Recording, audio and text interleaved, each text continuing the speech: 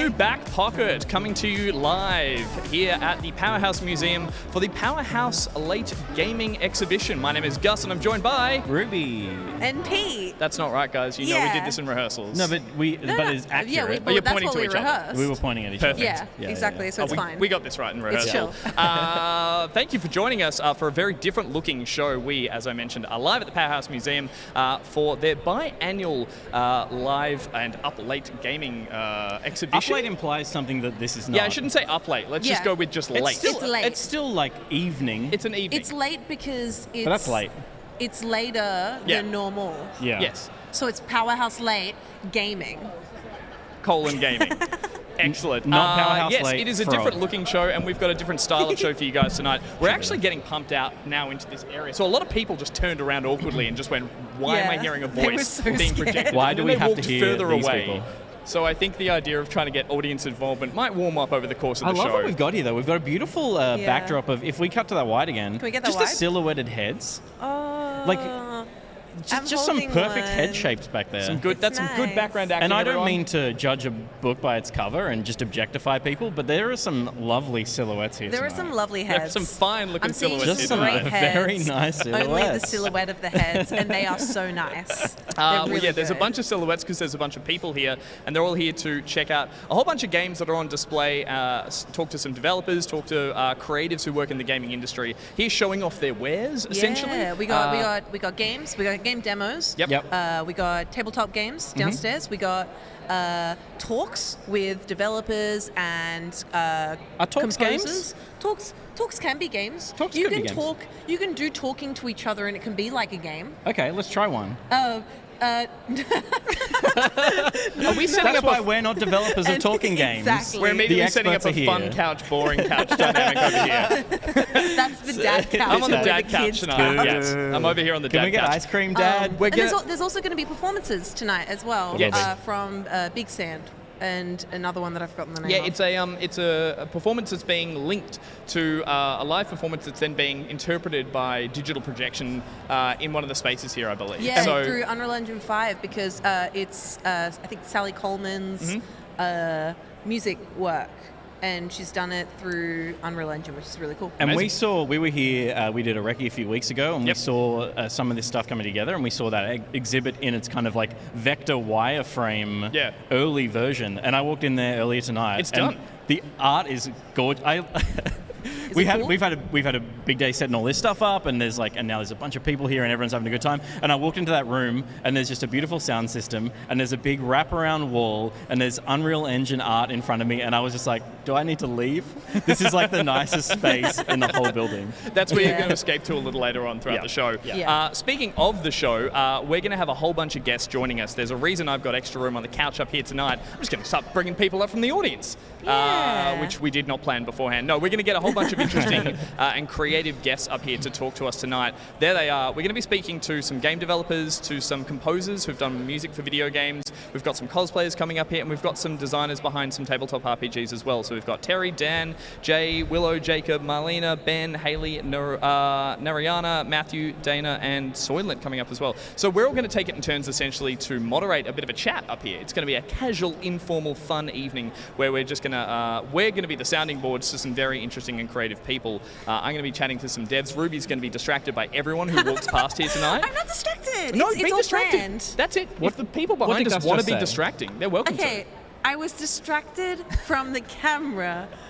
and you, but I wasn't distracted from I the take show. any The attention. event. Yeah, You are part of the, We're it's a having living, so breathing much fun thing. at Powerhouse Late to. Gaming For context tonight. and in the wide, there is an escalator here, so people just sort of cascade past us and Yeah. just lean over and watch And as the problem is they wave to me, and I love saying hello to I people, think- so I have to wave back. I don't mean to take anything away from you. Yeah. I believe they were waving at someone behind you. No, I know Tom. That wasn't That Tom. was a friend of It mine. wasn't? That wasn't Tom. I waved at a silhouette. You're gonna make me go crazy. We should talk a little bit about what we've been seeing here so Yeah. far today. The thing kicked off at around sort of 6 o'clock at sunset, as it is a late gaming exhibition, and so they had to wait till the lights went off. But yeah, we've had a walk around and checked out some of the stuff that's here tonight. Heaps of games on display. If you're in Sydney and in the Ultimo area, it's free to come through, so you can come and check it out. We went for a little wander earlier on and checked out some of the games that were on display. and some of the tabletop exhibitions and stuff. We also have an elevator of people that just keep coming in and dropping in directly in front of us. So if you want to come down to Ultimo and check out the exhibition here, hop in the lift and give us a wave on the way through. What did you guys see as you went for a little wander, a little stroll? Ruby? I went and saw Janet de Mornay's A Slumlord and a Witch. It's actually directly behind me. Oh, cool. Just over there, yeah. And boy, oh boy, is it sweet like pie. It's so much fun. So it's a horror comedy escape room type game. Yep. Where you play someone living in a Sydney inner west share house, and you. The way the demo started was, you're just trying to kind of get settled and find stuff around the house, but then some creepy stuff starts to happen. The game title itself just sounded like it had Ruby written all over it. When you mentioned right. That. It's so me coded, but it's real funky. Like the visuals of it are just really bright and popping, but also like very unique. It looks like an inner west share house. Like it's got so many statement pieces inside, which I love, and it's that's me. But yeah, it's lovely. It's made by Fuzzy Ghost, the creators of Queer Man Peering into a Rockpool.jpg, which is also another incredible game, and is also being shown off at the Powerhouse as well upstairs. So that's very cool, very loved. Nice. My favorite part of the demo had to be when you put a DVD into a DVD player and turn the TV on, and this like shopping channel comes on, and on the shopping channel is like this weird contraption that can do curses or something like that, and one of the ladies talking is Janet, is the landlord, and the way they talk to each other is like so mid-50s women. Like, oh, that's lovely, that's just divine. And did you make this game? Did you work on this game? I wish. But yeah, absolutely fantastic stuff. I can't wait to see the final product. It slays. Nice. Can I ask though, combining horror with Sydney renting, is that hitting a little too close to home? I think it's important to like kind of find a bit of relatability in games. Face your fears. I love playing a game in which I feel directly targeted. Amazing. So yeah. Yeah, cool. Yeah. I checked out Copycat, which is a game by, I think, Spoonful of Wonder is the studio, and it's kind of like tapping into the new love that everyone has for controlling a cat, which I will just say, the wonder of seeing any game instructions that have button prompts that tie to meow, purr, like how to cat is on the top of the game. But it's actually, all those games, Stray, Little Kitty Big City, those kind of games at the moment are all quite wondrous and joyful. This one's lovely, but it also is quite sinister. It's quite super realist. It's got you've played a little bit, Ruby, but it's got some, I want to say some slightly darker undertones. I didn't get a chance to get a hands on, but I watched people play, and it tugged at my heart. It made me feel something. And I played, it was very sad, but beautiful, because so it's one of the games shortlisted for South by Southwest Sydney. Yeah, cool. Which is awesome. Big congrats. And it's just a treat. But sad. Well, don't spoil it. From what I experienced, it's got sinister undertones that there's a cat trying to impose on another cat. Hence the title, Copycat. Yeah. But yeah, looks very cool. Yeah, Pete, very did you find anything? Well, look, I did. I that's us in the lift. I managed to glance at. Can we see? There we are. We were. That's the lift shot you get. I know. How professional is that? We can't even take responsibility for that. No, that's not us at all. I've walked around. I managed to cast eyes over a few things, but I just kept getting distracted by the wonderful people here. I got into a bunch of conversations. We were like, we got 15 minutes. Let's run around and see something. And you guys managed to get some hands-on with the game or get to see some game. Yep. I met John Halo. Huh? I met the Master Chief is here. Master Chief John Halo. So we had a great chat. Could he hear a thing you said? Sorry? Could he hear a thing you said? He nodded and he gave me a thumbs up. And I felt so proud. I was like, you look great. And he was like... And I heard... Bling, bling, bling, bling, I mean... Who else but you was going to be like, I didn't get to play any games, but I did meet Mr. Halo I Master met John Chief. Halo. But Mr. Chief himself. Mr. Chief Master Halo, of course. Yeah, so of course we're going to be talking to some cosplayers later tonight. There are some fantastic cosplayers around and about tonight as well. So we'll get onto that shortly. As we mentioned, I'm going to chat to a couple of developers who are here today working on a couple of games that are on show. Ruby, you're talking to some cosplayers? Yeah, it's going to be dope. I'm talking to Will-O-Wisp, Soylent, Dunstan and Marlena Dali, and it's going to be huge. But we've been seeing them around the space Yes, as well, also in the lift. I've been seeing some Yeah. cosplayers I know from their cosplays. I saw the Cosplayers fairy look- godmother just transcend in the elevator Yeah. at one point as well. I don't think you can look cooler than being in a glass lift as a character. Oh my god, yes. You're just on display. It's like You're you've in the come in the box. packaging. It's yeah. the packaging Yeah, being yeah. lifted up and down. Yeah, but don't open and leave the lift Yeah, because then exactly. you're worth way less money on resale. Yeah, sad. Disappointing. Pete, you're talking to some tabletop RPG players, and there's a couple of sections we mentioned set up over here as well for that. Yeah, did you get a chance to wander over there? I wandered over there and I saw Hayley Gordon, who was up there showing off Jane Austen TTRPG, and everyone was having a great time up there. I didn't want to interrupt. I did the same thing. I walked over, and the closer I got, the more people were like, "Do you want to come?" I'm like, "I've interrupted. I've ruined. I've ruined the theater. I'm sorry. I'm in your way. The Please theater let of the me leave. mind is ruined. I'm going to back out of this Yeah. right now." But yeah, there's games happening all over the place. There's some card games. There's some tabletop RPGs and We stuff should as well point out, happening, it's so- like twice to 3 times as full. This was like, as you can see, the sun This was wasn't still late. up. It wasn't late. The sun is Yeah. up. The sun was up. So, and there's a plane in there. This was Powerhouse early.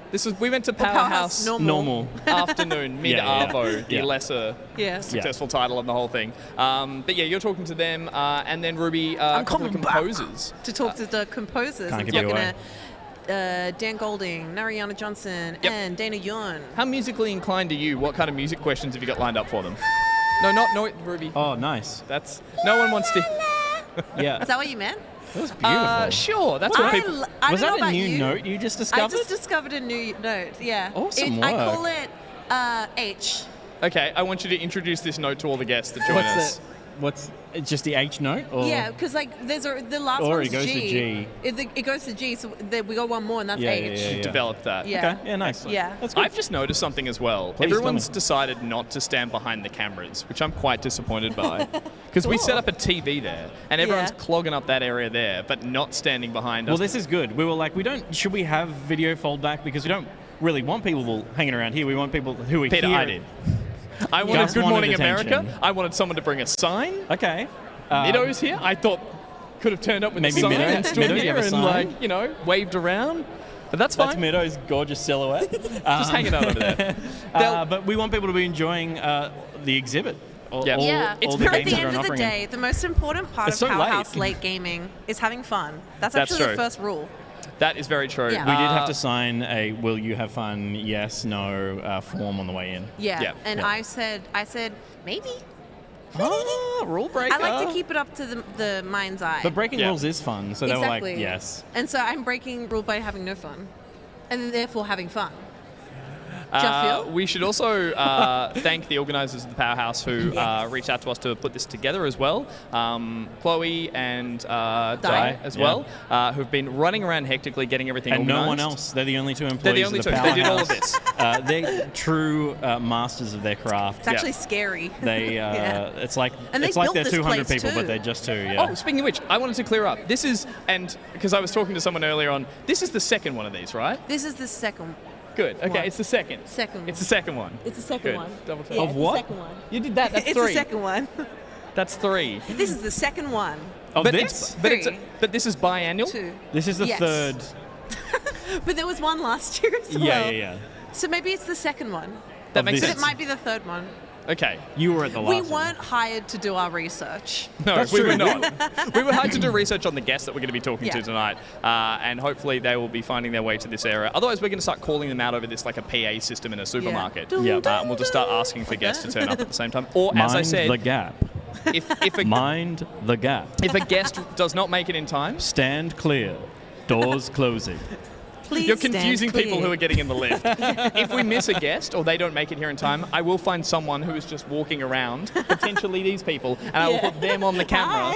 I'll put You're them on gonna the be up for an couch interview. just to make up for that. Yeah, So awesome. that's our Okay. threat to our guests if they don't turn up in time. Hopefully they have. So we're going to go to a short break. There will be short breaks systematically throughout this stream while we get everyone organised up here on the couch. So please, if you are streaming at home, stick with us. Hang out in the chat. Josh has got the chat up and ready so he can keep you guys company as we organise all the tech stuff. We're first going to be talking to Terry Burdak, Jay Topping, and Jacob Janerka from as game devs. So they're going to be coming up here shortly. In the meantime, stick around. Enjoy this wide-angle high shot.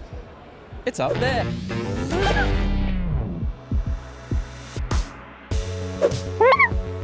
back to Back Pocket, coming to you live with a crowd from Powerhouse for the Powerhouse Late Gaming Exhibition. I am joined by a bunch of very talented, very creative developers who are going to join me for a little just fireside chat as we talk about their games and what they've been up to. We'll go around the room and introduce them one by one. So first of all, we've got co-founder of Victorian game studio Paperhouse and developer of Paperbuck and upcoming Wooden Weather, it's Terry Burdak. We've got artist and game developer behind point-and-click adventure Paradigm and the unfortunately unreleased Seinfeld adventure and developer of the Dungeon Experience with Simon Boxer, it's Jacob Janerka. And sitting next to me, founder of WeForge Studio and film director, debuting his multiplayer comedy horror game Macabre, it's Jay Topping. Welcome, guys. Thanks for joining me. Oh, no worries. I'll take that round of applause now. Oh, there it is. Yeah. Good enough. Thanks for joining us, guys. You are all working on very unique and interesting looking games, and I really want to get into the weeds of it and talk about them. But first of all, how are you guys enjoying the night? I'll start with you down the end, Terry. What have you been experiencing this evening? How's it gone? It's been fantastic. I was here for the last We worked out there was one more before Hey? this. We worked out there was one before this. There was one before this. I came down for this, for the last one. Yep. And then we driven up today, and it's been fantastic. We're just really excited What to did be you drive here. in? What? What did you drive in? Subaru Outback. Oh, nice. Good nice car. What year? Like 2000. What is that, like 94 unleaded in there? No. Still the It's boxy definitely design or the unleaded. new one? Doesn't No, matter. it's not a new Take one. I care don't want a of new your one. Subaru Outback. No, the Sorry. old boxy ones are the good ones. Hilariously, we like have gone past probably about 100 different Outbacks, like over the Hume Highway. You know, it's an iconic vehicle. So you drove up, today? Well, most of it today. We did like 6 hours today. Solid. Last So we're time all we going did to the go whole around trip. and do our cars, talk about our cars. If we want. I don't have one. I don't have one either, so that's why it's got to be a lot of quick conversation. It's fine. My mum drove Yeah. me here. I was like, first so- question I have on the interviews here for the deep dive, how did you get here this evening and did your mum drive you? Yeah, my mum actually literally did drive me here. I'm so glad I had that question. Fantastic. Yeah, she has a car and I don't, so you got to do what you do. Fair enough. What's with game devs and not driving? It's don't like know. a weird phenomenon. But you don't need to go outside. Like, Well, I guess that's Well, right. I had to move to Melbourne and sell my car. Like that was how the dream happened. I had a car in Perth because it was the only way to You get got to around. fund your game some way. Yeah, That's true. exactly. You're both based in Melbourne? Yes. Yes. Yep. And Jay, you're I'm here in Sydney. you're here in Sydney? Up the road. Yeah. All right. Funding models, getting your games made, fight. Who's doing it better? I mean, It's pretty obvious. What do you mean? Well, yeah, speaking of the games you guys are working on, Terry, you're currently debuting Wooden Weather. Can you tell me a little bit about that? Yeah, so Wooden Weather is like a fun little kind of wooden toy god game. Here we go. There's some. Oh, yeah. There's some We came footage. from magical is a very Look at that. Look at beautiful. them talking. Just want to Look play at with that. them. Yeah. There's a hand now. Look at that. You made this. Well, like, kind of. Not you really.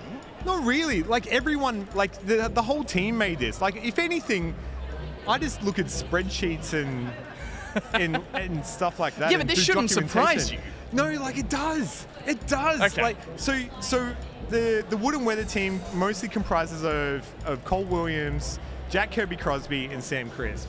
And they're the powerhouse that they're putting this together. I'm just some guy that's kind of associated with You're it. the in a lot glue of that ways. bonds them all together. Yeah, well, I guess so. And they're where the magic happens. Yeah. You know what I mean? Like this is all them, realistically. I'm just like, oh, that snowball's great, and that's why I get surprised by it because it's like, it's hard to explain, but it just feels like whenever I see the game, it always just amazes me at just how talented the team is. You know what I mean? Like, and it blows me away, and it's so funny, and it's really great. Where's And the game currently in terms of development? in terms of development, like we've just put out a demo on Steam, and so we've kind of got like a little kind of snippet of like the full experience, and so you can kind of jump on there and kind of play this little kind of short little bit. But in terms of the development, we're kind of I want to say like near the end. that you know what long I mean? stretch that it's just over the horizon. It's hard to say. It's hard Yeah. to say that, like the road of development's like quite complicated. Yeah. And there's lots of different paths that it can take. And, Totally. I want to talk more about the game and what you guys have on show here, but I do want to go around the room quickly just so we see a little bit about everyone's as well.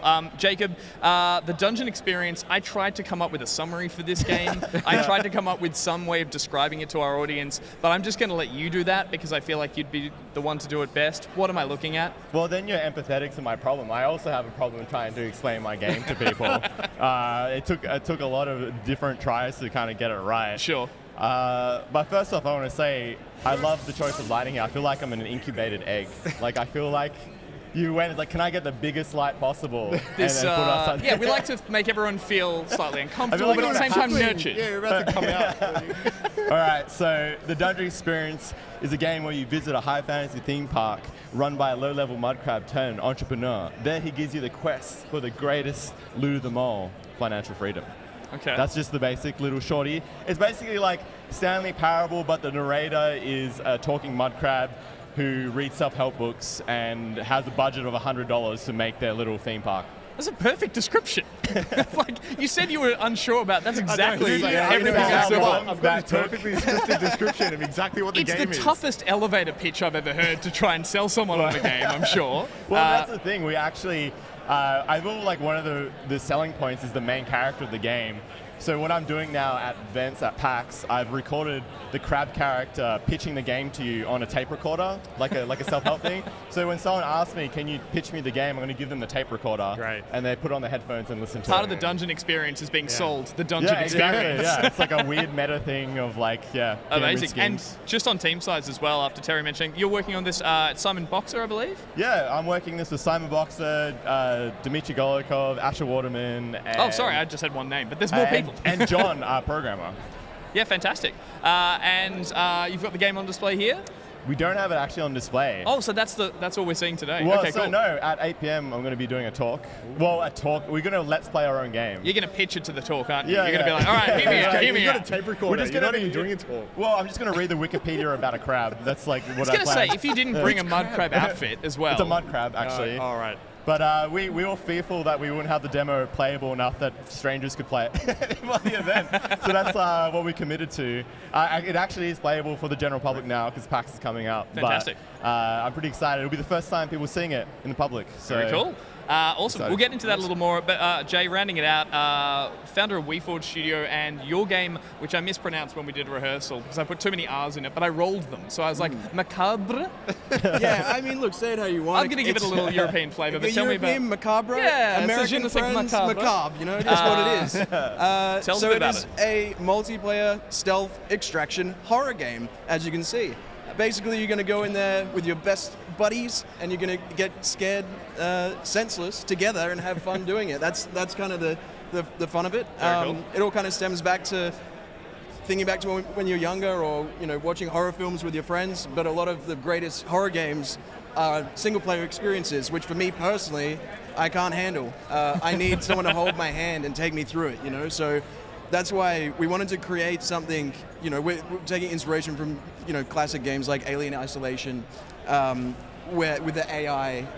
You say classic, that makes me feel old. I was thinking the exact same thing. like- classic horror. Yeah. But it's getting, bringing that into now in Unreal Engine 5, the latest kind of tech, creating really immersive experiences that you get to experience with other people, with your friends online. Oh, no. Sorry. To that, yes. To that, no. No, you've got some... So yeah, see this, I would never do this by myself, but if I had I'm my never friend going to there, play this game ever in I my would- life. yeah, Or with I would- none of my friends. I'm going to tell them not and to play your this game. background is in filmmaking, is that correct? yeah, so I'm professionally a commercial film director. I make ads. You all love and I love ads. and see my work all the time. on Yeah. the Could you- I do could you ads drop as well, which- so Oh, we're well, there you go. connected. Would we know these ads? Oh yeah, stuff. Can you give us like do any have a jingle or something in Oh, no, particular? no, Can you no. give us the product and we'll know what ad? Like corporations like Combank, or I don't know. Oh, you Jimmy, got those ones. Jimmy Wow. Brings, or like Yeah, right. Woolworths, or Exciting. yeah, you would have seen them. They're really probably. No, I won't say that. I Almost got it out of him. We're Everybody. just going to YouTube it. We're going to get Yeah, out. exactly. We're just going to all Yeah, no. silently watch it. Wow. I You have love to- my ads, and so does everyone. Good. That's what it's about. But obviously, coming from a director standpoint, kind of thing, did you get a chance to kind of inject a bit of that sort of cinematic storytelling into your game design? Oh, totally. I think mainly the thing that I've had the most fun doing is just a lot of the character development and the narrative story behind the game and how everything kind of comes together and unfolds. It's just been really, really fun. And I think, especially during COVID, which is why we started this project, we couldn't work on our regular jobs anymore. And so we started working in this. And yeah, that was like the main creative outlet for me, was that narrative, creative writing, and character development that I found really fun on this, and it's kind of really sucked me into it.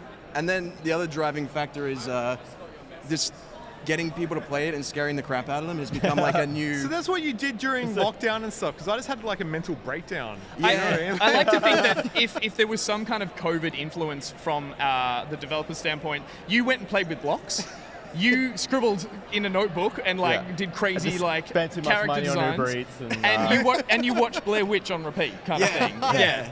Okay. Oh my God! There's Hayley, there's Master Chief. There is, as wow. we mentioned, the elevator of cosplayers just tends to descend halfway That's through so the interview funny. and just is very distracting. So hopefully we get to chat to some of those guys, people later on, which will be really interesting. I'm more distracted by us. Like I'm just looking There at is ourselves. fallback Yeah. of four hands and faces.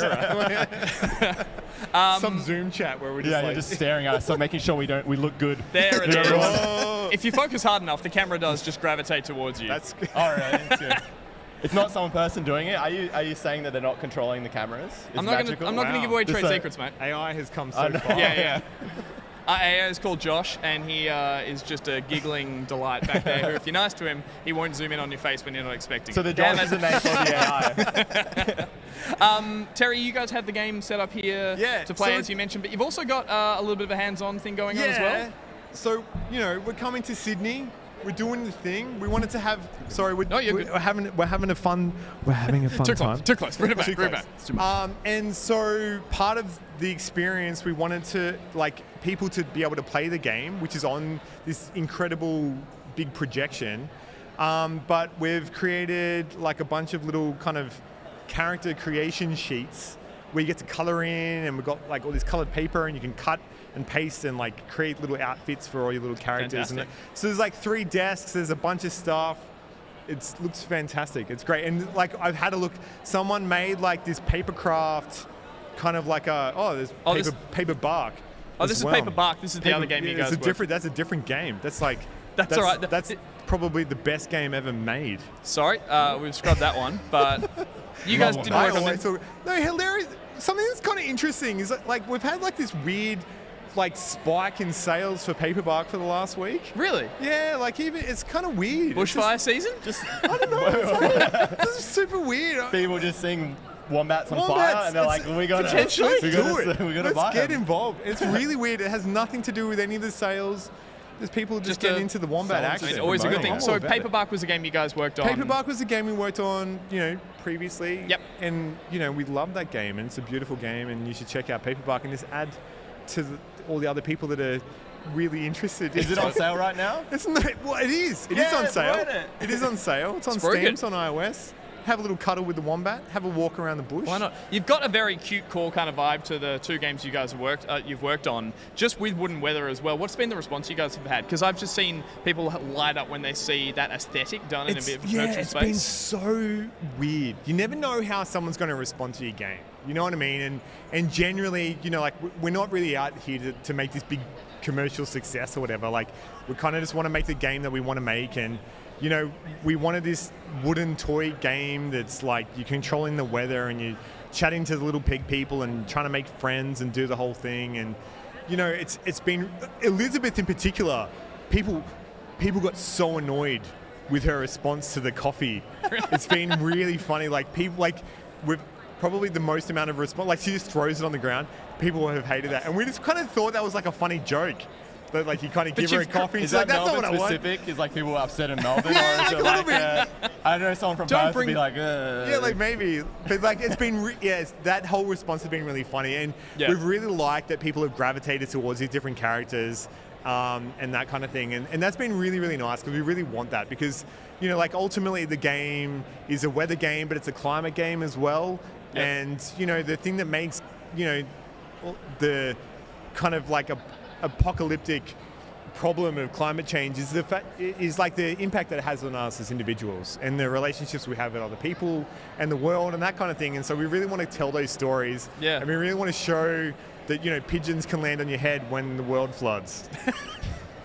No, again, it's been pigeons with existential crisis. It's like a that's perfect kind combination. like that should be our pitch. Like, Can I ask you whose hands they're modeled from? Is there was there a hand model that you're can we not get involved? Like, Was that a did I sticking point? touch that? no, their hand is There like was that weeks is- of like no, people going for reviews. years of His work. hand has to look like mine. I am the Oh my lead. god! And it's a left hand, which is also just like That's and that's been a controversial. thing. I was going to say that's a point of Motion contention breaking, as well. we need Lefties. yeah, like, and then it's like, well, do we do a right hand? You know what I mean? It's like DLC. exactly. Maybe Like, with thumbs on both Honestly, sides. so game it's dev just is like, so hard. It's so hard. Obviously, speaking with the team and like coming up with those decisions is tricky. And we mentioned the response that your games had. Jacob, what kind of responses have you had showing off again? A game that's just wonderfully surreal and creative. Is it a mixture of kind of joy and fear? yeah, I mean, we're not making a horror game, but basically it is for some people. I definitely get, like, some people get upset. But funnily enough, like, this game is more mild to my other, like, my previous game, Paradigm, people all the time would come up to me, I saw your game on, like, Humble Bundle, but I didn't want to play it. The character was terrifying and disgusting. And I've toned it down slightly for this. This is the What, it's only 8 hands instead of 12 or whatever. exactly. And I've made it even grosser. This like some of this footage is like even outdated now. Yeah, right. I'll be updating it like probably next week. But yeah, we're going to be showing stuff with the public for the first time now, so I'll be seeing actual reactions other than my mother playing the game. And that's what you're using as the current. Yeah. bar Like there. whenever I need to create a decision, I was like, "Mum, do you like this?" And then she says, "Oh, it's amazing," and I don't have to do any feedback iterations The on ultimate it. litmus test. Yeah, exactly. All right, well, when Jay's mum comes and picks him up, we'll run the game out and just get her to have a quick look as well. Honestly, I think she would love it. Well, I was Oh, going to say, really? Oh, yeah. speaking of audience responses, Jay, I want to round out with you. What kind of response have you had to what you've shown to the game so far? Just a snippet? There's obviously still quite early in development in that stage, or how close are you guys getting to release and audience's response so far? Yeah, so we put out some teasers, which got a lot of traction online. Went a bit viral on TikTok, which A bit viral. bit viral, a couple of million something or something other, Must which be was nice. pretty insane. Nice. And then Tell we me got into the how. PC gaming show, which is even more insane. Yep. And we got a lot of traction from that. And the main feedback that we saw across the board was people are interested, but they want to see gameplay. Yeah. And that's what we're working on, you know. Yeah. And Yeah. tonight is the first night that we're publicly showcasing the demo ever. So many Great. firsts. Which Look is at like Good been work, really Sydney. Represent. yeah, there we go. It's been intense because the Powerhouse called us up like 2 months ago and they're like, hey, we're doing this night. Would you like to participate? And I was like, yeah, I would love to. And then I hung up and called Jake, the other co-founder, and I was like, hey, you want to do this? And he's like, oh, no. There's not. Are you Well, this is going to be awkward, but... Well, too bad, mate. yeah, I'm like, well, I don't know what to tell you because I already told him on the phone that we're going to do it. So, Yeah. and here we are. So we've been not sleeping.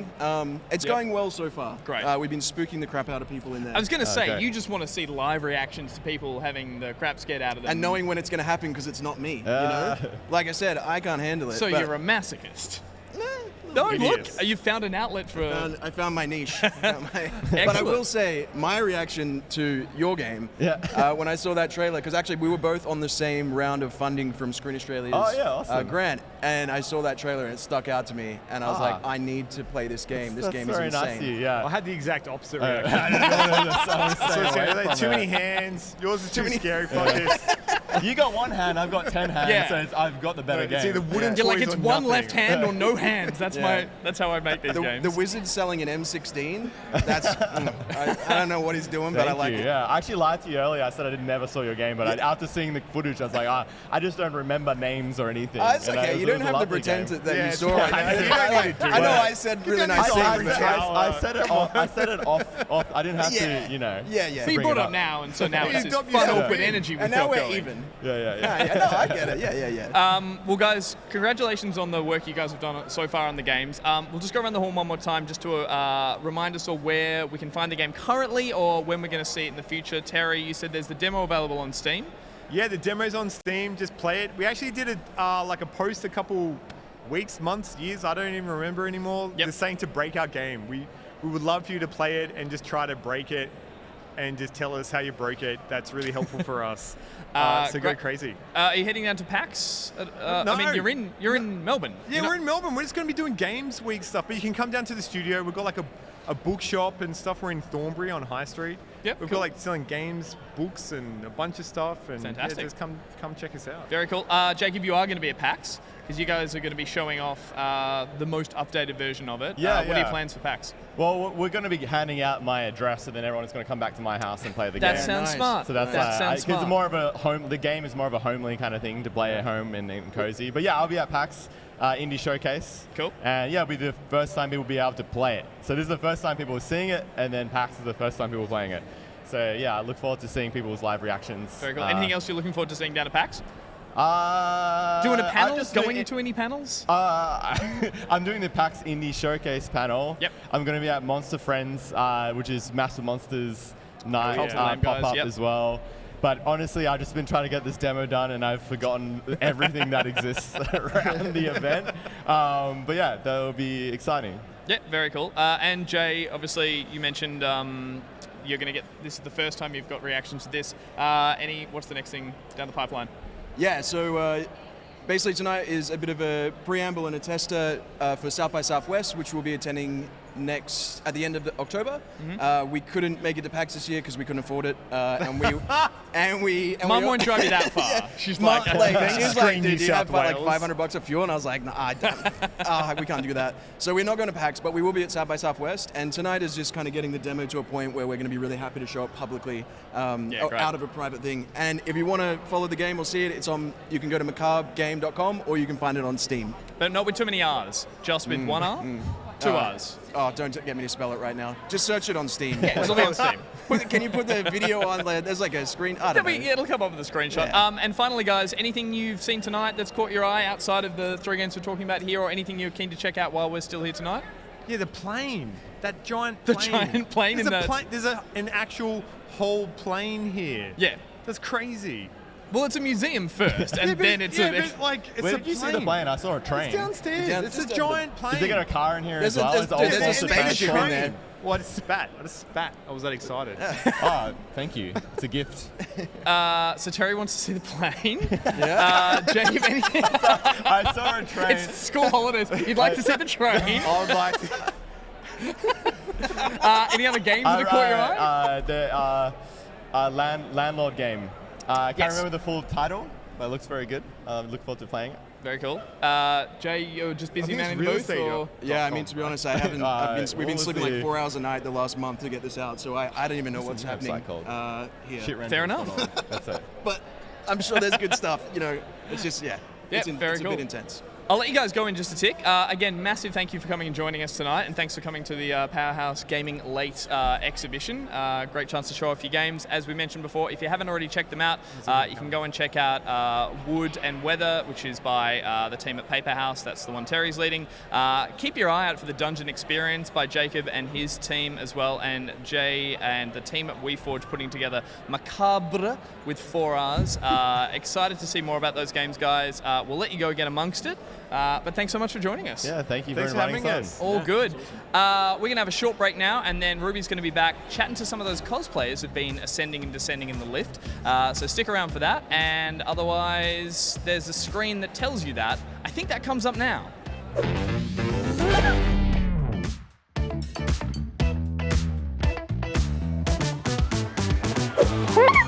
Hello and welcome back. We are at Powerhouse Late Gaming Back Pocket Edition, and I am joined by 3 incredible cosplayers to, of course, talk about cosplay. First up, they are a drag artist, host / MC, and a circus sideshow performer who dabbles in a bit of cosplay. We got Marlena Dali over here. Thank you. I am also multiple award deserving. And we've got cosplayer, VTuber, and 1/4 of cover idol group Fable has done a range of different characters, including, as we see now, the fairy godmother from Shrek 2. We got Willow. And veteran cosplayer and makeup artist of 12 years who specializes in video game and SFX heavy cosplays, most well known for being the official Liara Sony cosplayer for BioWare. We got Soylent over here. Hi. Yes, that's How are we feeling tonight? Feeling great. Oh, yeah. Having so much fun. Yeah? Been having a good time at the Powerhouse? Yeah, good vibes. Absolutely. I like boogieing out the front with the DJ. Yeah. That was good. The vibes are immaculate Oh, here. yeah. So good. Oh, very good. And did you check out any of the games on show? Did you get a chance? Yes. Oh Yeah? my goodness, there's one just over there, and it's like you capture demons, and the aesthetic is so good. Awesome. Very cool. Now, let's talk cosplay. Of course. Classic. Really? Is that why we're here? It I might had be no why idea. you're here. Okay. Okay. This is a It may be why you're coincidence, here. Right. Okay. But we're gonna talk about cosplay with a simple question. How did you guys get into it? Oh, okay. Yeah, Me. That's fine. All right. Actually, because I'm older, so I got into it before I really knew what it was or what it meant. But I would go on eBay and I would find like outfits of anime characters that I would like, and I'd be like, I want that. I want to be that. And I think eventually it was connected with I'm trans non-binary and kind of being able to dress up as these characters like Link from Zelda, you know, who's a kind of effeminate fairy boy, and finding my trans identity in that, and then that leading to drag, which led to a career. But drag and cosplay have a lot of crossover. I think there is so much. Yeah, but so it's always been a bit of a mix of that. I do drag full time, but I am a nerd full time also. If I'm not doing drag, I'm in my pajamas playing a game. Like, that's pretty much my life. Yeah, and I mean, like with you, your cosplays, as you've mentioned, kind of like dragged up versions of the characters. So how do you really decide between how much quote-unquote drag and how much quote-unquote cosplay goes into a final product? It's a combination of what I'm capable of producing. Yeah. I like to use found objects and found materials because I've been broke for a really long time. And so it'll be like, okay, what can I find that I can work with? Like, there's bits of this costume that are just scrap leather from reverse garbage. And like, all right, and I have a little knife and I can just cut into it. And so, yeah, and glue. And if it seems possible, then, you know, I can make it. But I do, for me, I feel like I'm not as into like super cosplay-y hair. I mean, people that do it, it's great. I love it on them. But for me, I'm more into like a drag hairstyle. Like, this is a human hair unit. But yeah, and also with the makeup, I like to play with contouring. I think a lot of cosplayers are a little light on the makeup, but like, that's cool. They still look amazing. It's just, for me, I like to be a little heavy on the makeup. Yeah, totally. And how about you, Willow? How do you find yourself doing all this? Well, set the scene. I'm 12. Yeah. Just got off Club Penguin after school. Oh, incredible. And I've hopped onto YouTube, and I'm typing in Naruto AMV music videos. Yeah. Naruto Sasuke. And I find Naruto X Sasuke, of course. yeah, probably was, to be honest. And I find these people dressed up as the characters from Naruto, and I was like, you can do that? So for Christmas that year, I was like, Mum and Dad, I want to be Naruto for Christmas. Oh my god. Oh my god. And that's just how it's been ever since. So it's a Christmas story. I like that. A Christmas story. Aww. Yes. That's beautiful. And finally, how about you? It's so weird because I've been asked this a bunch over the years, and it's bad that I'm like, I do not remember an exact moment that I was like, I'm gonna cosplay. I love that. I think I did have a similar thing where I did start watching things like Fighting Dreamers productions, whatever they're called, and like a bunch of other YouTubers at the time who were doing live action skits in costumes, and I was like, that's really funny and I love them, and I'm 12 and they're like 20 and I think they're the coolest people I've ever seen in my life. And so I forced my friends to do a Naruto group. It's the gateway. It is the gateway What drug is it about into Naruto? cosplay. Well, the one now is My Hero Academia. It just Oh my goes God, through different yes. versions. Naruto was ours. Now it's My Yeah. Hero Academia. The next one will be, I don't know, something else. Probably One Piece, because One Piece movie just came out. But I remember dragging my friends into it, and I forced them all into costumes that I made, awful costumes, and dragged them to something called Mini Animania. That's a blast from the past. That's how old I am. Same. And all my friends were like, "Nah, we hate this," and I was like, "Oh, this is my drug now." And I just got really obsessed with it. And then I'm kind of similar to Marlena in that I lean really heavily into the makeup as well. And the transformation aspect of cosplay. So I just kind of ended up accidentally falling into the prosthetics and makeup. And it's what led me to train in special effects and why I work in film now. So well, totally. I mean, I've seen you do Liana. I've seen you do Lilith from Diablo, and you very much have made a career out of cosplay, which is something that a lot of cosplayers, see as like a dream. And a lot of people say if you do what you love, you'll never work a day in your life. Others will say that sometimes careerifying a hobby can take the fun away from it. What's your perspective? It's a bit of both. Because there are days like today where I'm just like, this is really cool that I've been asked to come and do this as kind of a gig, as a job, and I worked Oz Comic Con on the weekend as well. Like those sorts of jobs, I'm like, these are amazing because I get to talk to people and see people, and I do love the creating aspect. But career-wise, it's tricky because there are a lot of deadlines. That like when you're making your own costumes, it's all self-imposed, so the only person you're letting down is yourself. If you have an actual company behind you, then you're really worried about the outcome and it not being good enough for them, and then you kind of start getting into your head about the whole stuff. So I still really love doing it, and I really love costumes, particularly when I get to make them for myself. But I do think there is an element of turning a hobby into a money maker is really difficult, and you have to kind of compartmentalize your personal projects and your professional projects in order to kind of stay sane. But I still love it. It's just like it is a lot of work. I think people think that cosplay, because it is fun, but it's always been a lot of work for me anyway. Some people find it really easy, but I find it really, because it's just like, I'm getting old. I'm a veteran cosplayer by standards. I'm 31. All the newbies are coming in at 15. No, I know. No, by cosplay standards. Like everyone's looking at me being like, "You've been doing this for how long?" I'll be like, 12 years, and I'll be like, "I was when you started, I was 5," and I'll like, okay. Please go away. How does a statement like that help anybody? Yeah, but especially because I actually tried doing My Hero Academia a couple of years ago, and I walked into the group as Mina, and I was like, oh no, I am like the adults, and I feel like I shouldn't be here. I feel like this is like this is weird. I feel like that old person who hangs around schools. Like, if it makes you feel any better, from any TikTok I've seen at a convention where they ask the age-old question of who is the smelliest fandom, it seems to always come down to My Hero Academia. Yes. Why do you think that is? It's full of children. Children are smelly.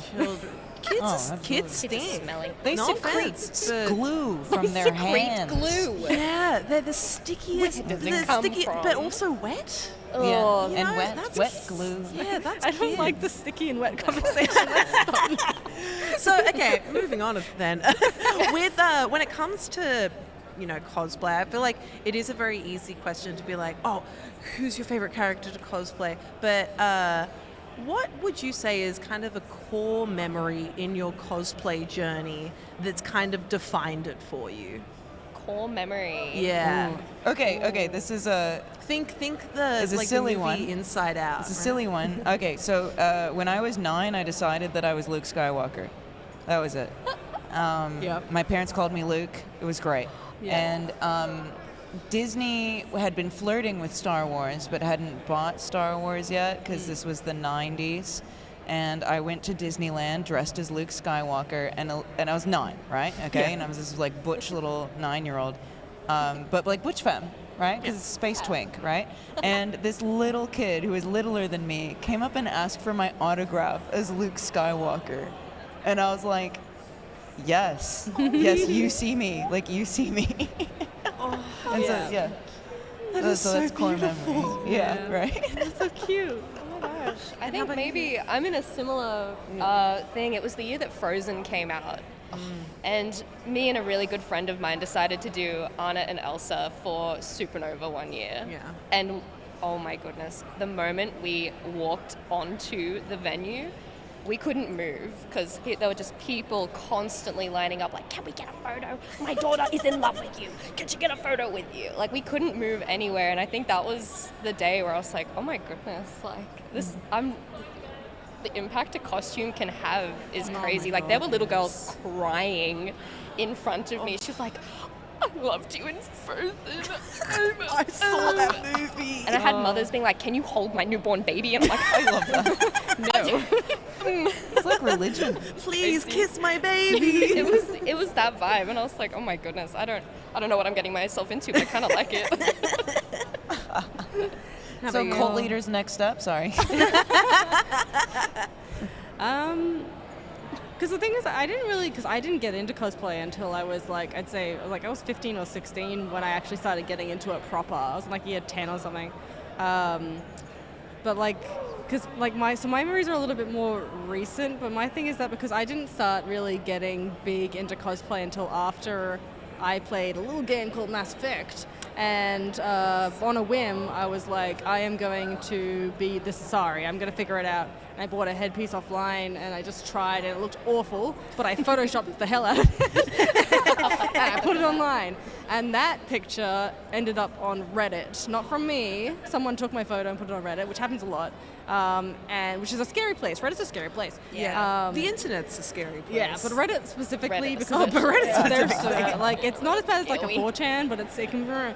And anyway, but surprisingly, I put the picture. Someone put the picture up there, and then everyone started linking it to me, being like, "Your picture's gone viral," and it had gone like for some reason. My follow account on all my things just like exploded. I was very overwhelmed, but what happened is that Mark Meir, the voice actor for Commander Shepard, commented on it. Jennifer Hale, the voice actress for Commander Shepard female version, also commented on it.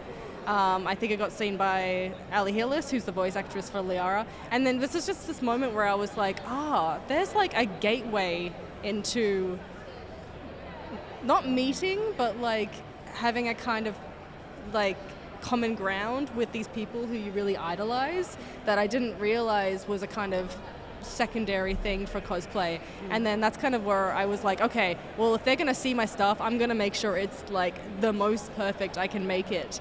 And that's kind of been my driving force whenever I make a costume, because I'm like, if they see it, I want them to be proud of it. I love getting the reaction from cons. It's really validating, but there is like this extra level of validation when the creators and the voice actors see your stuff and they go, this is amazing, and they share it with their friends and stuff. Mark Me is my friend on Facebook now. He wishes me happy birthday every year. So it's like, anyways, that's a weird core memory where I'm just like, that, because it was the start of everything that I am now, is that one moment. So, yeah. And on the complete opposite side of things needing to be perfect, what would you say is your kind of biggest learning experience from cosplay, aka your biggest hiccup? Just because I can't say the other word. There are children around. Hiccup, yeah. I think one year, again, I went to a convention, and it was the first time I'd ever made a huge scythe out of like a PVC pipe and just insulation foam, and I just carved it all out and like painted it all. It was a really windy day that day, and I had my scythe. Someone knocked me. I was wearing like this big costume. I had wings and I was really struggling, and it fell over and it hit the ground on a certain angle and it just snapped in half. And I was like, ooh, that's not good. But someone just so happened to be around with like duct tape, and they were like, don't worry about it. I've got your duct tape. And from that day on, I was like, how can I prevent this from happening in the future? Because that was devastating, and it kind of just ruined my day a little bit because I worked so hard on this thing. But it was definitely a learning opportunity because I've come out. Well, I mean, on what you said, with someone just came up with duct tape, is there kind of like a I guess cosplay solidarity at most conventions? Absolutely. Oh yeah, Definitely. there's now a Captain Patchett at most conventions now. You know There is what? a I think it cosplay- was Dr. Patchett. It might have been it. It probably yeah, was. but back before they had a booth. Who is Yeah. this? Please explain. Captain Patchett is A legend. he used to just be a guy who like would come to cons and he'd be decked to the nines and he'd be covered in duct tape and thread and needles and hot glue and super glue and like everything you needed for an emergency patch job on your cosplay he would have. And basically he'd wander around, and if somebody was fixing their costume, he'd come up to them and be like, "Do you want me to fix it?" And he'd fix it. And now he's become such a staple in the community that he actually has a booth at a lot of the like local conventions. It's just the patching, like the cosplay repair station, and he's the guy who all you go to and you're like, this is the issue, like anything. They have everything. They used to just have a couple things, but now it's like hair stuff, makeup stuff, shoe stuff, anything you need. Has your nail fallen off? He's got nail, like everything. And it's just become like the biggest staple in the community, and it's like a really good testament to kind of how the community really is supposed to be. It's just this kind of level of like this person, instead of making their own costumes, it has pretty much dedicated most of their time to just being the person who repairs your costumes for you at a con. That's so that you don't have a moment like what happened there. Or you do have a moment, but it's fixed immediately and your con goes on and nothing is so there's no problems anymore. It's lovely. On the See, communism works. I'm sorry. well, on the complete other side, do you find that in kind of like the drag king community, like local drag king community? Yeah, I do. Actually, it's funny how similar that is. How it's like where sometimes you say like, who's the drag mom or something, where like backstage they're the person, or in burlesque as well. Stage performance, like people who have the safety pins, the bobby pins, the spirit gum, the tape, everything. Oh, spare pasties even, like all of that, and they'll have it backstage. I wish I was that person. I would like to be that kind and generous, but I am very forgetful. But today, I had safety pins. Hey. You did have I did. safety We pins. all had We safety all pins. had safety pins. We all did. Yeah. I thought that was a beautiful unifying moment. I mean, including safety pins when it comes to a day out in cosplay or in drag, what do you not leave the house without? Crocs.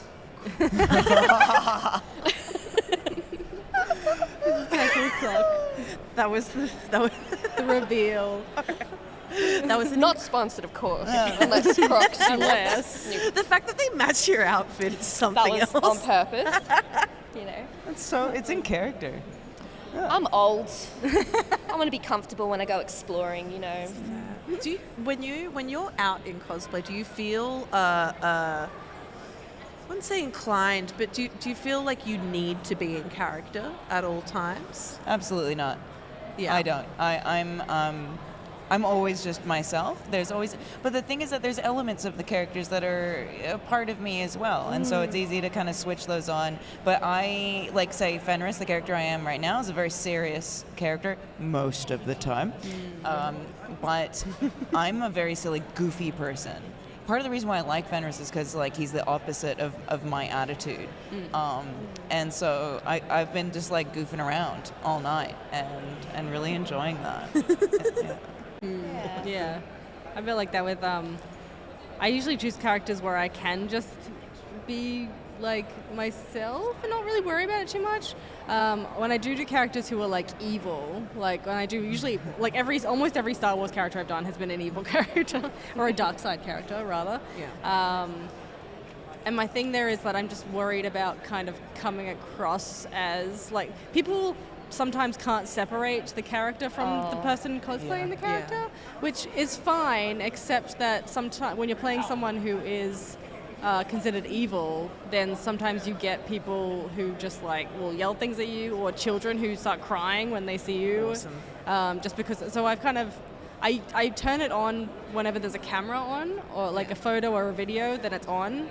But otherwise, if someone approaches me, I immediately drop it because I just like it's not worth. Like, I've had kids that will not approach me because I just look too mean because I have a resting face, resting bad face.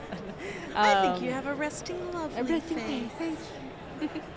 But yeah, no, I don't say in character unless I have a camera on me. That's kind of my mentality about characters. Anyway. It's funny, like just want to say that it's like how you brought up how people kind of expect you to be like that. It's similar with drag in a way, when you're in drag, when you're out of drag, and it's just like, you know, I've had full-on relationships with people where they're like, wait, you're not your drag personality all the time? And I'm like, yeah. Again, the video game's in bed.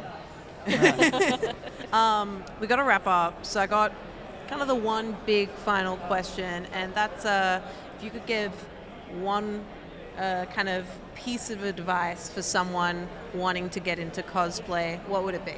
Let's go with you first. I've been dishing this advice out a lot recently, but it's mainly because I've been telling myself the same thing. Your worst is going to be somebody else's best. So don't judge yourself so harshly from what you're making, because keep in mind that somebody else wishes they were where you are right now, and that means you can only grow from there. So don't be afraid to try new things just because you think you can't do it, because your best will only get better and your worst is still somebody else's best. So awesome. Yeah, along the same lines, I would say, like, just do it. Even if it's a one-off thing, I always encourage people to just give it a go. Like, it's so fun. Like, dressing up as your favorite character for a day, it's like Halloween every day. Just do it. It's fun. Absolutely. That's why I chose drag as a career. My parents are so proud of me. Yeah, I have a master's degree. Yeah, I think very much. You really nailed it there. It's also just not only just like do it, but experiment as well. Feel free to be able to experiment. I know that there's like a lot of like, now there's so many tutorials and ways that you can learn how to do things exactly a certain way, which is really good and very helpful, but also play around. And if you mess up, again, you might just create something else, which could be kind of fun. And then it's a bit of yourself in there, and which I think that's nice. I like to see that. That's more interesting to me. Stuff that's like, be influenced by stuff that's beyond just the thing you love of the show or something, or the game. But like, bring in all of that other external influences, like other art or food that you like. You know, there's so much you can bring in that's not directly that. But anyway, so I could go on and on. I'm going to stop. It's beautiful. Thank you all so much for taking the time to chat today. It's really great having you on the couches. And stay tuned, because next up, we're going to take a quick break, but first, after the break, we'll be talking with Ben Armstrong, Hayley Gordon, and Matthew Dunstan about tabletop role-playing games. See you soon. Bye.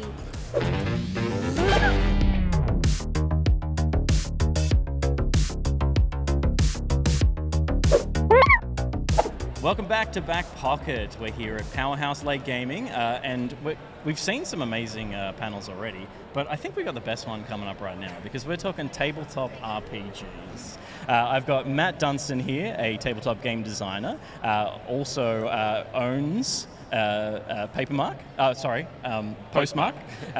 We've got Hayley Gordon here from Story Brewers, and we've got Ben Armstrong here from Awesome Black. Yeah.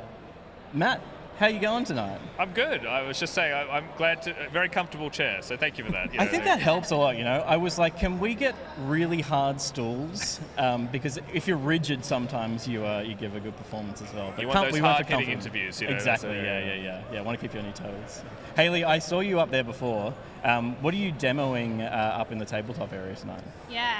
We're demoing all our games. It's kind of a choose your own adventure situation. The main one is our game that just came out today. It's called Fight with Spirit. It's a sports drama RPG, sort of collaborative role-playing game where you play a college or high school team, go through a tournament, chasing your dreams together. There's passion, there's tense sporting moments, and there's a lot of drama. Yeah, awesome. Cool. And Ben, you were sweating when you rocked up because you just run across from another tour. Yeah. What were you doing earlier tonight? We've already run one game of Dungeons and Dragons downstairs on the tables, and then I rushed off to do a mini talk. Yep. For 10 minutes with, as I was talking about, just had the cue cards, and then I rushed in here, and I also thought I was going to be late. But now you get to sit down. And now we're gonna have a nice chill chat for 20 minutes or so, and this is your relaxed time. This is the relaxed time. 100%. But you're live in front of the internet, so make sure you. That's okay. Yeah. I know what we were just saying, right? Like, I know Ruby will be watching. So shout out Ruby. We love Ruby. Matt, you Postmark. I've not experienced anything like this, but print at home tabletop. Tell me about that. Well, I mean, I should say I'm kind of sitting in the RPG world. I think it's not a particularly novel concept, but at least in the kind of tabletop game, non-RPG, myself and a friend during the pandemic, I've been a designer for 10 years, but I always license my game to other publishers, and they do all the manufacturing and all the illustration, all the work, really. Yeah. Never wanted to do that, but then there are some games you want to make that no publishers want to make, so that's when you start publishing them yourself. But I didn't want to do all the things I didn't want to like doing, so print at home was the answer. I don't have to do any manufacturing. We could run a Kickstarter and then deliver it the next week. That worked out. What's the market research? Who owns a printer these days? Well, but we're very careful to say to Kickstarters, look, there's browser plugins that you can load up a PDF and draw over it. You've got tablets you can draw on. It's just one sheet of A4, and whichever way you want to put marks on it, you can. Yeah, amazing. I've noticed, and like a lot of your games, there are iPhone versions, digital versions of these games. There is a trend, maybe it's not a trend, and I'm a bit of an outsider to tabletop RPG. I love playing board games with friends. I've played some tabletop RPGs, particularly Dungeons and Dragons, and I've done some one-shots in some other kind of RPG systems as well.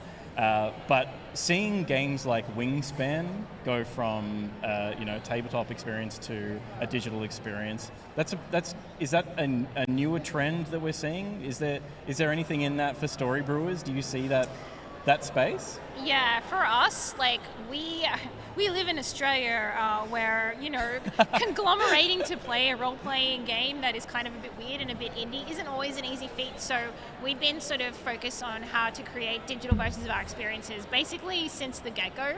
Yeah, cool. Definitely, Wingspan Digital Edition. It's Lux. We're an indie tabletop RPG company. We don't have that kind of budget, but what we do think about is just ease of use, accessibility, basically how to make it digital with as little annoyance for you as possible. Yeah. Minimal irritation. The art for Fight with Spirit is so beautiful.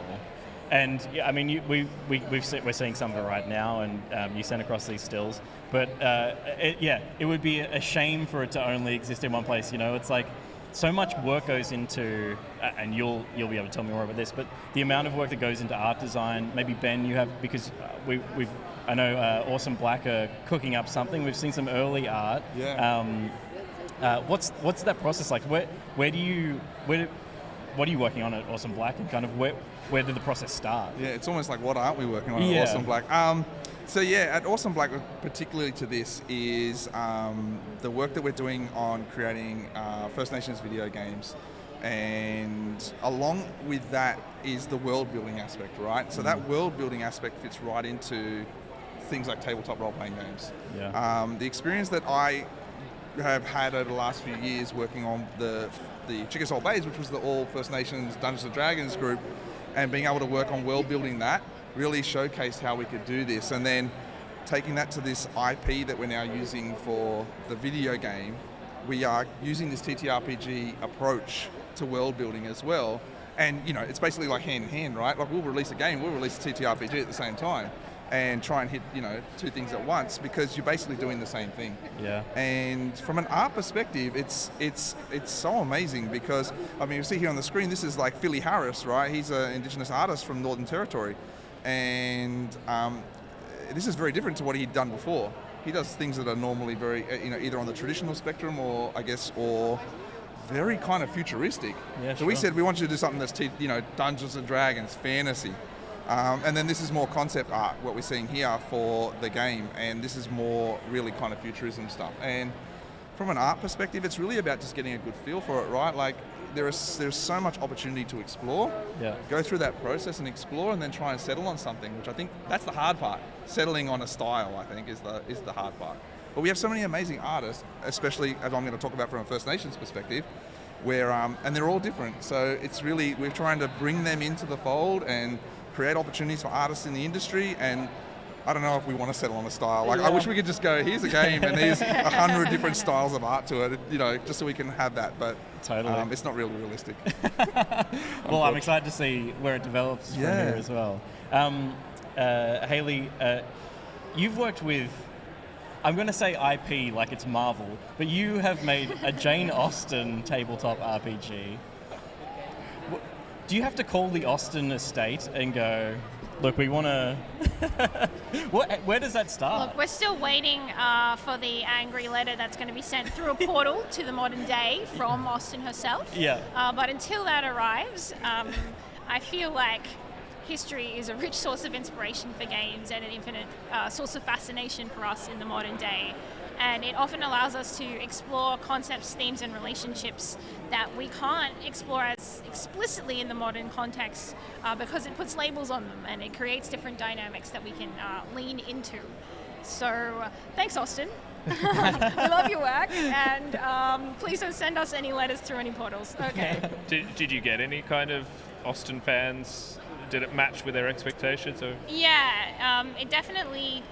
we've had a very positive response from Austen fans, but I think even more than that, so one of the things you can do in Good Society is you can kind of change things up a little bit. So you can turn gender norms on or off, for example. You can like change up the tone. You can go full Oscar Wilde with it or full Wuthering Heights.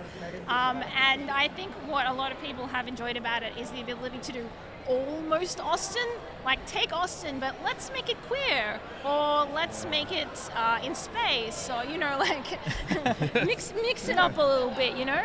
Yeah. So I mean, we see story brewers do that time and time again, and it looks like that's the direction Awesome Black is going as well, giving player choice, player freedom.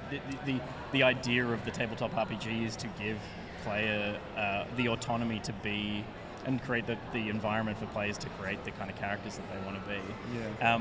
Do you find this for you, Matt, that because you're playing mostly with mechanics, is there like, where does it start for you? Are you thinking about the player experience at all from a player choice kind of perspective, or are you just like, this is a fun mechanic, let's dress it up and let's... I think it's about a vibe, you know, like you want to vibe. I mean, I think the stuff, especially with Postmark that we're doing, it's not role playing, but it is really trying to put you in a place. Yeah. And like some of the games are quite meditative in a way, or we have a game Voyages, which is about sailing the oceans, and it's just 3 dice that are determining what you're doing, but you do really feel like, oh, the winds are really against me this turn, or like, oh, really like, and even through very, so Rory's art is fairly iconographic, but it's almost intentionally so that people can really put themselves into the game. There's not some specific illustration. They can see themselves on that journey. And at the end, you have a really great record of that with these kind of roll-and-write games where you draw on the sheets as you play.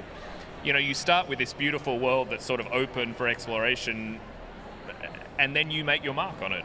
Yeah. You literally will trace out your voyage. At the end, you kind of see what you did. It's like, oh yeah, I got stuck on that island. Why did I get stuck in that corner? Why can we turn around, for 3 turns? Oh, because the wind was terrible, It sort of, you have that kind of great record, and that all contributes to that experience that I think we're trying to create with what Postmark is doing. Yeah. So there's still story just still tends to be the heart of all of these experiences, and it's interacting with other people around us in the same space and around a table, and creating your own stories. I mean, that's the powerful thing, that you have that kind of shared experience. You've created a story together. Ben, storytelling obviously for First Nations people a massive part of the culture, a really important part of the culture. How do you approach what you're making at Awesome Black, and with that context and wanting to be true to that, but also making a game that people are going to engage with? Yeah, that's a really, really interesting question, because we do have things like ICIP, which are there to protect cultural property and intellectual property. And we have to be very careful about what we do. It's not about taking culture and turning into something for profit, right? But it's about, people obviously want to hear the stories from First Nations perspectives, and obviously from First Nations perspectives, they're going to come with culture attached to them, right? What we're trying to do is it's very similar to what you're saying, Hayley and Matt. It's about how do we create a world that's relatable, but not necessarily real. And then how do we put in our cultural elements to that story and make it so it is First Nations storytelling, but it's not like we are just telling you the story that has happened. Yeah. Okay, so that's a really interesting thing. And with the experience that we've had in the past, and I think applying it to D&D, which is what we did with Chicken Salt Bays, was really, really interesting because it was very clear to Indigenous people that it was an Indigenous story. Yeah. By the way it was told, by the elements that were involved, by the jokes that were said and things like that.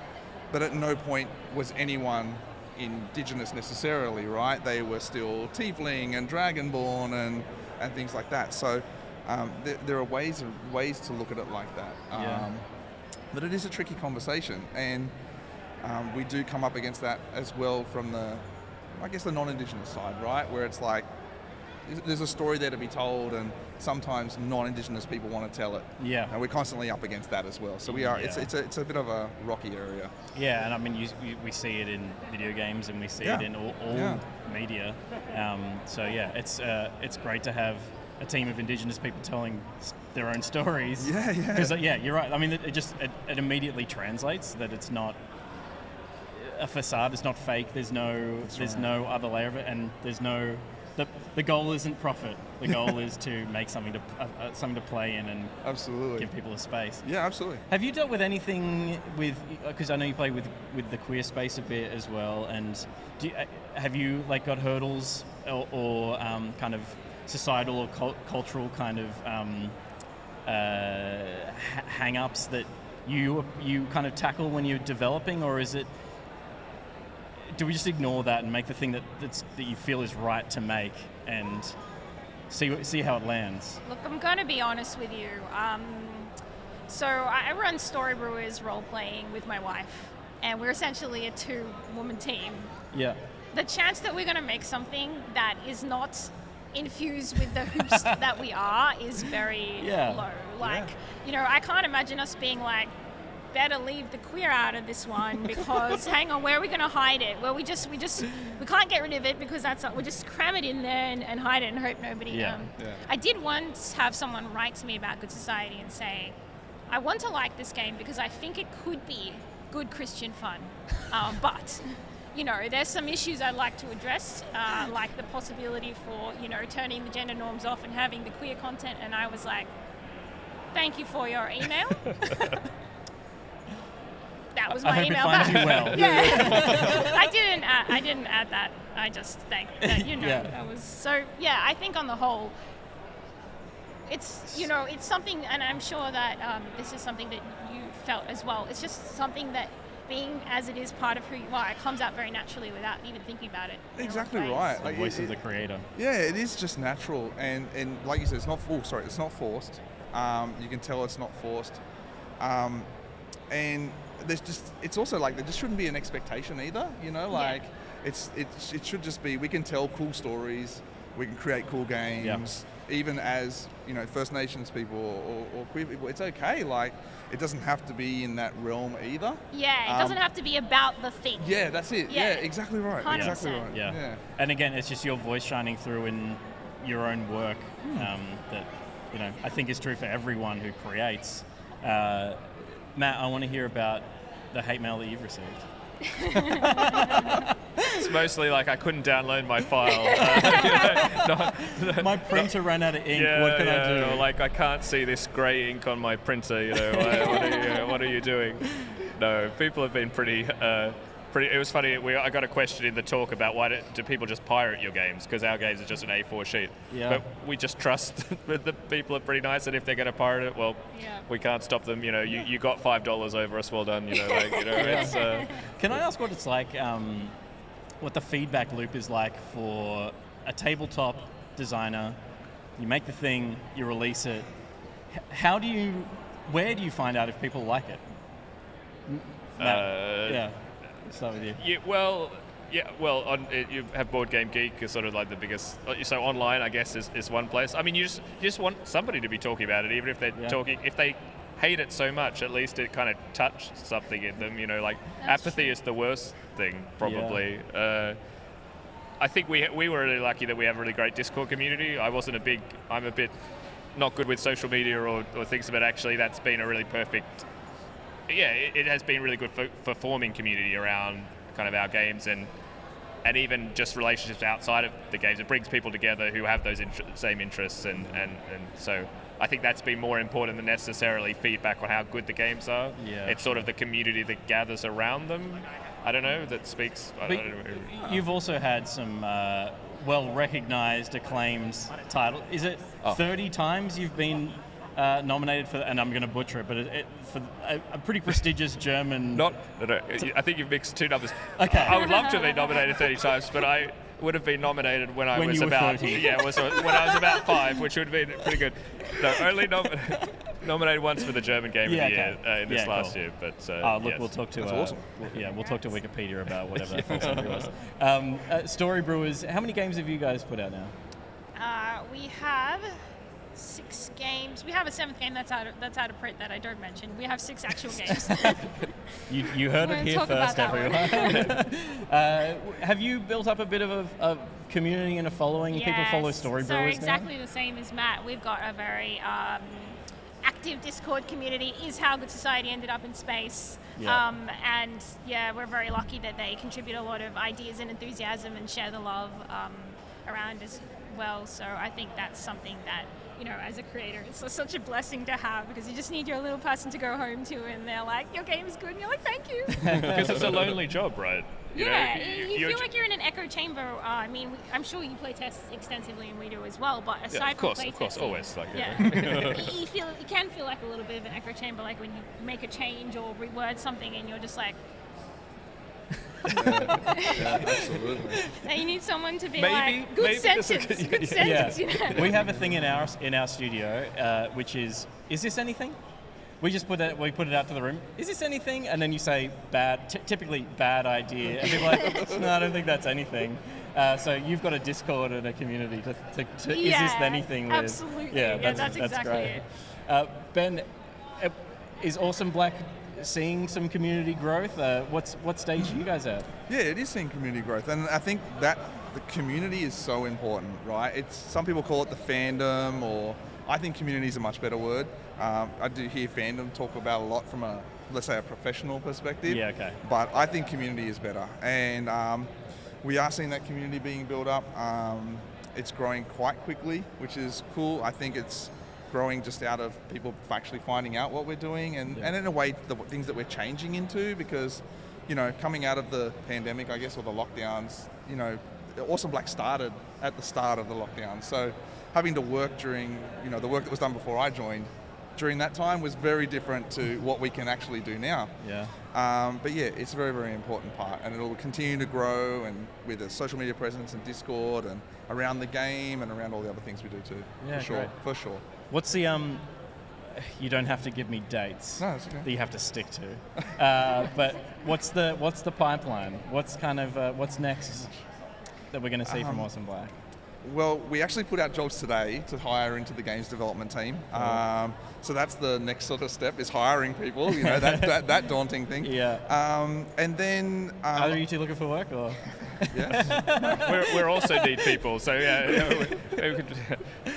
It's just one of those things. You've got to do it at some point, right? If you want to grow, and really up until probably June next year, it's all about getting I guess you would typically call it the pre-production work down, getting the pre-production and prototype really, really sorted, and having really big kind of world-building conversations, bringing in a lot of different Indigenous people from all over the country, from artists to developers and designers and even academics, to really contribute to the world. So what we eventually start to build upon with the video game and TTRPG kind of at the start is really, really solid. So that's getting that foundation really strong. And then from there, it's, you know, a few years of development, I guess. That's such an exciting time. The seed is like, it's there, right? Like, it's there. We were going to go with Unity, but we decided not to.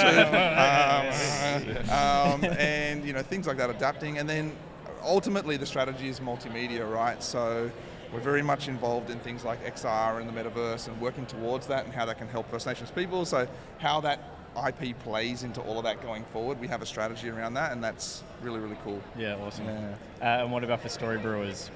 The 6th title coming soon. Yeah, we've got a couple of things in the work for next year. The first thing we're doing is it's a game called Castles in the Air, which is sort of like the Little Women side of things, because actually that came out of our Discord. Someone on the Discord started developing this game, and we saw the excitement grow and like people get really, really into it, and we were like, would you like some assistance with that? So I'm really excited about that because I've played this game several times and I love it, and I never thought that I would enjoy role-playing as like children who grow up, because I'm like, children, they're not interesting. But it turns out it's really fun. And then later in the year, we are hoping to get to a game that we're sort of in alpha development of at the moment called Legal Minds, which is a legal drama role-playing game. Cool. Yeah. Oh, that'll be fun. That'll be some sparring words over a couple of glasses of wine, so if you ever won't wanted it? to slap down a file and say, we've got you. And Matt, what's on your plate? Yeah, we actually have a Kickstarter right now for Postmark called Battle Cards. It's a bit of a different. We've had pretty chill kind of themes like hiking and diving. This one, solo World War II game actually, Nice. but designed by someone who actually works for the US military and trying to recreate interesting moments in battles within 15 minutes, basically, and sort of you kind of not exactly learn, but kind of experience like how people made decisions in these moments and how that kind of plays out. Oh, super interesting. Yeah. So a little bit different, and also our first time kind of working with designers outside of just the two of us, the kind of which has also been an experience. Then we've got a few more games coming, but haven't kind of announced them. I personally have a game called Perspective, which is kind of a cooperative communication mystery game, which is coming out very soon, which if you like sort of Sherlock Holmes consulting detective or awesome. other kind of like hidden information game. I was inspired by Her Story, which is a really fantastic digital game. That's coming out soon too. Well, a lot of exciting things on the cards. Just quickly for me, because we've only got about 30 seconds left, but I want to hear, what's a tabletop game everyone should pick up like today? Ben. Gosh, go to someone else quickly. Hayley. Gazebo's Bed and Breakfast. There you go. Matt. Sushi Go. And Ben. The pressure's on, buddy. Outfoxed. Outfoxed. There you go. Awesome games. Thank you so much for your time, guys. It was wonderful to chat to you all. We will be back in a few short minutes with some composers of some of the greatest games Australia has produced. Stick around for that. We'll see you soon.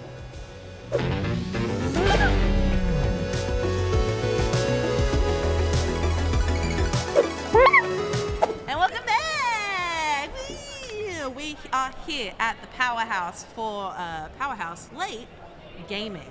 Back Pocket Edition. And we are at our final stretch where we're talking to the freaking music makers, the composers of the night. So why don't we start with Danna Yun, the composer of Spirit Well and Letters to Arala, as well as a multi-instrumentalist and orchestral arranger. How are you feeling? Wow, that was a great introduction. I feel so so loved. Hi, I'm doing really well, thank you.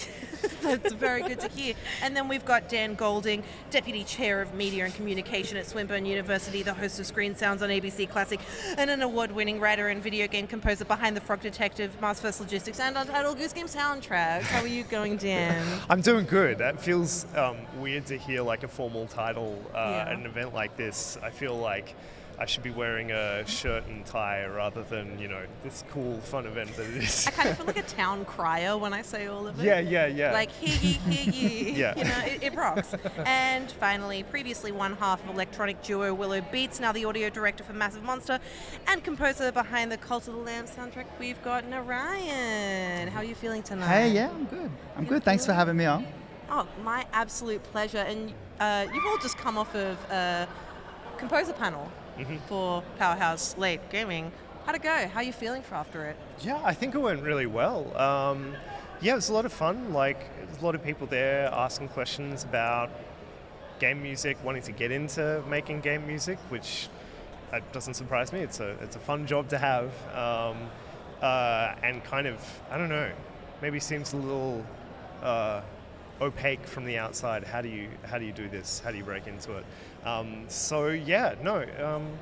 This is such a great night as well here at the Powerhouse. I haven't been to the Powerhouse ever before, which is silly because I've spent quite a lot of time at the ABC, which is down the road. Of course.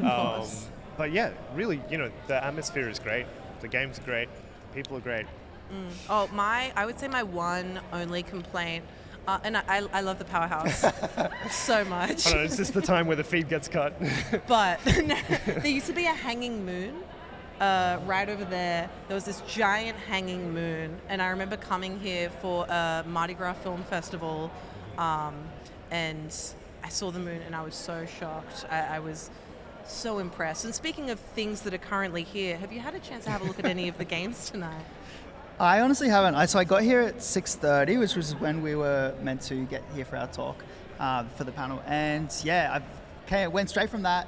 A bunch of people asked us questions afterwards, and then kind of ran up here, and then so I haven't seen anything really. But it's been fun still. Yeah, the wooden weather area is so cool. I saw they've got like little coloring pages. They've like printed off character sheets, and you can use like little pencils, colored pencils to color in, and like lots of wood blocks. It's very beautifully set up. Not that I'm biased. I'm doing the music for the game, but Not biased at all, Yeah. absolutely. Have you had the chance to see anything? Yeah, so I got lost and I ended up staring at a flute for like 5 minutes. A bit too long. It was like a normal flute. And then I realized, oh crap, I'm late. I'm late to the panel. But then Dai helped me get down there to the right place. So, all is well. And straight off the bat, probably the most simple question of the lot is, how did you guys find yourselves in video game composition? Cool. So I played my first Pokemon game when I was 10. And even though at that time I was already kind of practicing my classicals, the piano, the cello, all that kind of stuff, I didn't really like music. But after playing Pokemon Diamonds, that was when I was like, wow, music is amazing. I think I love music. Yes. I love the way it made me feel, and I love how, like, my memory of childhood can be captured just via sound waves. So it's always been on my mind since I was a kid to become a game composer. Got a bit lost throughout the way, burnt out a little bit towards the end of my degree, but now we're here and I'm rediscovering how to have fun. And that's through making game music. So yeah, come a full circle. And you've also constructed various orchestral arrangements for video game music, which is very, very cool. Might I ask, what would you kind of see as like the main differences between arranging video game music for an orchestra versus composing music for a video game? Yeah, cool. They're like, in my opinion, they're two completely different crafts. When you arrange for an orchestra, you need to know like the range, the capacity, the technicalities, the physicalities of playing an instrument, combined with like study of orchestration. You need to know how textures sound together, all that kind of jazz. When I personally make video game music, I love doing impossible things. I love going out of bounds, out of range, being like, oh, let's slide this piano. Let's reverse this wave of a trombone. Like, I love fumbling around, and I feel like creating music through doors is a nice way to just play around and do the impossible. Yeah. Yeah, awesome. Yeah. And how do you find yourself in game composition? Oh, how did I find myself in game composition? It feels really weird because like I feel like I've had like a really clear trajectory in every other part of my life. In that, like, I work at a university that required undergrad, then honors, then a PhD, then like there's this really kind of like, here's the steps that you take to do this. Whereas writing music for video games, I feel like kind of happened almost by accident.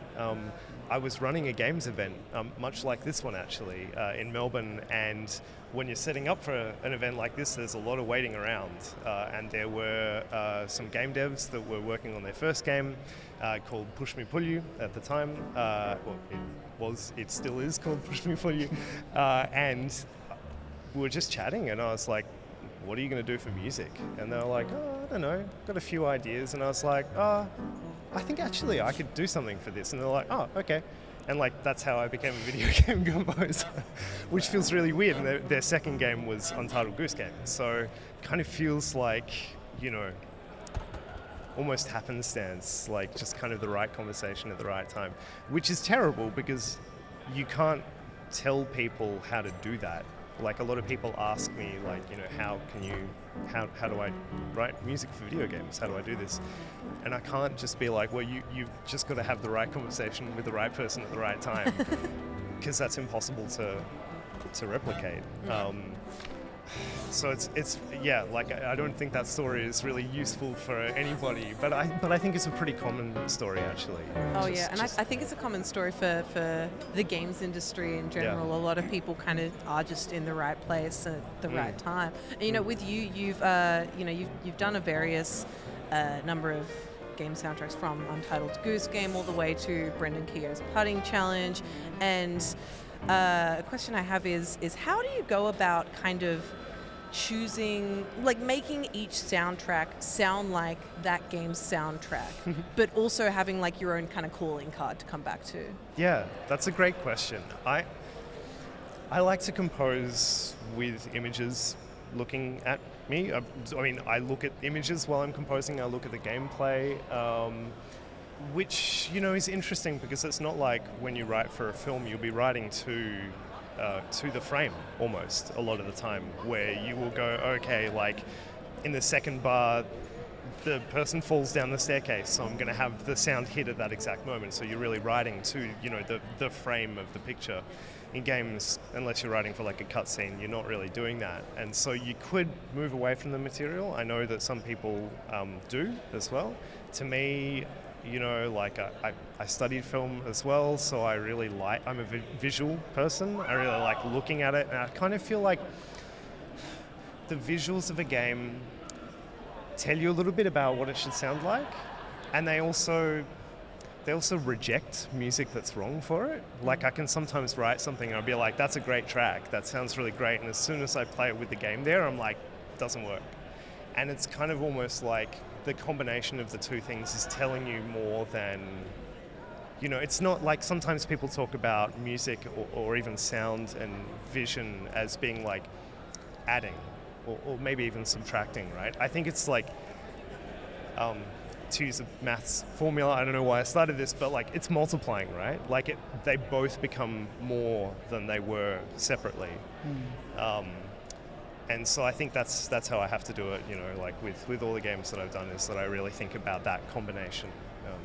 Awesome.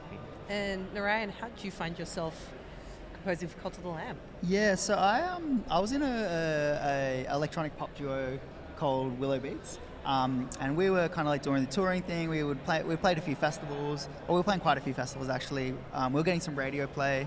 Like we were doing all right. We were doing pretty good. And I think you know Julian Hay. Julian Hudson? Yeah. So he happened to like our music, and he had come to a couple of shows. And then at the time, I like never used Twitter. It was like the social media platform that I used the least. But I happened to just be like, oh, what's Twitter? Probably the best for you, honestly. So I happened to at the time being like, oh, what's Twitter all about? And he followed us at that exact time that I was on there, and his like a little gamey kind of icon popped up. And I was like kind of stalking him, like, oh, who's this guy? I could see that he made games, and so I hit him up and I was like, oh, hey, do you make games? I love games. And he was like, oh, I really like your music. And so we started working on this little game called Unicycle Giraffe. And basically you're just a giraffe on a unicycle trying to balance, and I made I think like 3 or 4 tracks for that, like really, really small. and that was a lot of fun. But then, yeah, we put that out, and then like a few years later, I think it was like 2 years later, he hit me up and he was like, oh, we're working on a console game now. And by that time, actually, with Willow Beats, we had decided to like go on a hiatus because we were like, it was going all right, but we just felt like really stagnant in it, and I don't know, it wasn't like making us happy anymore. I guess that's like sounds deeper than it is. But we just like felt a bit bored in it, I guess. And so we were like, let's look at some different avenues for music. And we both kind of started doing our own thing. And yeah, that time Julian hit me up and was like, I'm making a console game. Would you like to make the music for it? And I said yes. And that was Cult of the Lamb. And the rest is kind of like history, I guess. Totally. And I think a really interesting thing with Cult of the Lamb is you've got two very distinct vibes when it comes to the music. You've got when you're hanging out in your cult and other non-combat areas versus when you are deep in the kind of dungeon crawling aspect of the game. And it's a question for you, but then further on a question for all of you. How do you go about kind of creating two different vibes while also sticking to a coherent theme throughout the game? Yeah, for sure. So I think for me, with Cult of the Lamb, whenever I would find a sound that I felt fit that world, I would save it into a folder. And so through iteration and figuring out what works, I've ended up with these folders and folders of different sounds and different effects chains that are part of the sound of Cult of the Lamb. But there's definitely like, okay, so the bass music in Cult of the Lamb is like, it should be very like warm. It should feel like you kind of want to go back there, like you want to hang out there. It's like, I kind of wanted to make it nostalgic, although like that's a weird thing to say, like how do you make something nostalgic? But also like I had this like, I feel like when I'm composing, or I feel like this is probably the case with a lot of composers, but you have like a story in your head that you tell. So I'm kind of like, okay, these followers are like, they're so excited because it's really finally working, and they've like escaped society, and they're so happy that their little cult's coming together, and they can really like, there's this optimism in the air, right? So like I have this whole like little story that I've just fabricated I didn't even know where. So like I'm kind of composing to that. And then yeah, the bass music is a lot darker and a lot more spooky, a lot more dissonance, and the sounds are more distorted and scary. I just have different like ways of composing for each one, different stories that I tell myself. Totally. Yeah. How about you guys? Yeah, cool. I think the way that we've been doing it for both Letters to Orala and Spiritwell is that we kind of decide what stylistic influences we like, what kind of approximate instrumental groups we'd like to use, and I pick them all out, and I don't think about anything else. So at least even if I pull a 180 with the genre and pull different influences in to the track list, the overall track list will sonically sound similar because the kind of paint that we're using is from the same source. Yeah. What about Yeah, that makes a lot of sense. That's actually, we did something quite similar with Frog Detective 3, which, the Frog Detective series is a noir mystery. It's a lot of jazz, what you would expect in that genre. But the third one is a Western set in the I guess, American West. I don't know if there's like a specific location. There definitely isn't. But, cowboys, saloons, that kind of thing. And like those two sounds don't really go together. Like, there's no jazz Western like film really. And so that was a really interesting challenge of kind of merging those two things together. And one of the ways that we did it is exactly what you were saying, Danna, that it's kind of like if you use the same instruments, but you play around with different genres, actually it kind of works, like you can get a small jazz ensemble if you get them to play a kind of, riding a horse bit of music, like lassoing up villains, like it works. So I think, playing with that's really fun actually, really interesting experiment. Totally. And I mean, it's a basic question, but I love thinking about it. What would you say are kind of the core differences between making music for the sake of making music and making music for a video game, and which one do you prefer? I prefer making music for games. There we go. Because I mean, like I kind of, always thought, so I always thought that I would like maybe make music for making music's sake, or maybe like release just some music on, because now I know how to do all of that, right? I could just go home and make an album tomorrow and release it, right? There's no reason why I wouldn't be able to do that, but I just don't want to anymore. And I think the number one reason for that is because I think the collaboration and the kind of almost creative agenda that working with a game developer gives you, to me, is really invigorating. Like, it's really exciting to, have someone show you something and go, hey, what does this sound like? What does the music to this scene sound like?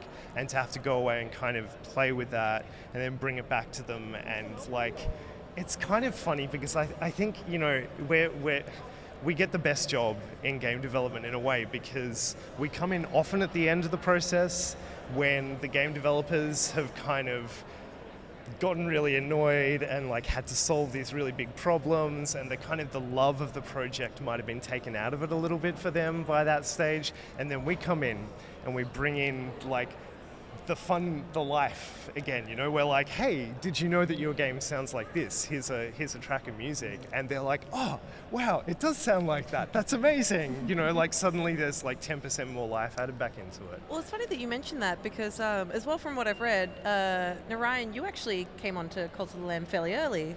Yeah. So it'd be interesting to kind of hear about the difference between being there at the start of the project and the end. Yeah. So like I was saying before, so Julian, I think like as soon as they were kind of like, we're making a new game, like pretty soon afterwards they got me on board. So I was on board before it was even a game about a lamb running a cult. It was like actually like a hell simulator at one point. And it was like build your own hell kind of thing. But then they realized that like the your minions were like too cute and torturing them felt too bad. And so they had to like figure out a different way to go about it. But like some of the stuff you do in Cult of the Lamb is like just as bad. So I don't know. But so it was really interesting. It was really fun. Like there was just time to iterate. There was a lot of like going back and forth. I was spent 3 years on the project. So yeah, it was just nice having the time and the space to like actually really figure out what that world felt like. I'm not sure. Like I feel like coming on at the end would be really fun too. Like it's just a different way to approach a project, I guess. Yeah. Totally. I think that's the other thing, and like from the panel before and just talking in prep and stuff like that as well. And in my academic job, I've just finished a big benchmark survey of like who makes music for games in Australia and how. Like there's no standard, like there's no standard path into becoming a games musician. There's no standard path for here's how you work or here's when you come onto the project, right? Like I think it can totally vary. Like some people are there from day one, and I've been there on day one with some of my projects, but sometimes I do come in right at the end, and I'm sure that's the case for a lot of people as well. So like it is really interesting. Like I think a lot of people kind of assume that there's like a set path. This is how games and music happens. I just don't think that exists, actually. Yeah. And it's the same with like game development, hey? Like it's just like such a chaotic thing. Like while a game's being made, it's so chaotic. Totally. It's just like, this doesn't work. Try this thing. It just seems like utter chaos. And like it's the same with the music, for sure. It's just it's a really like interesting art form that is like, like you said, there's no right way to do it, hey? Yeah, and Danna, you as well, you've got your side project Pico as well, and how do you find kind of video game music versus your music?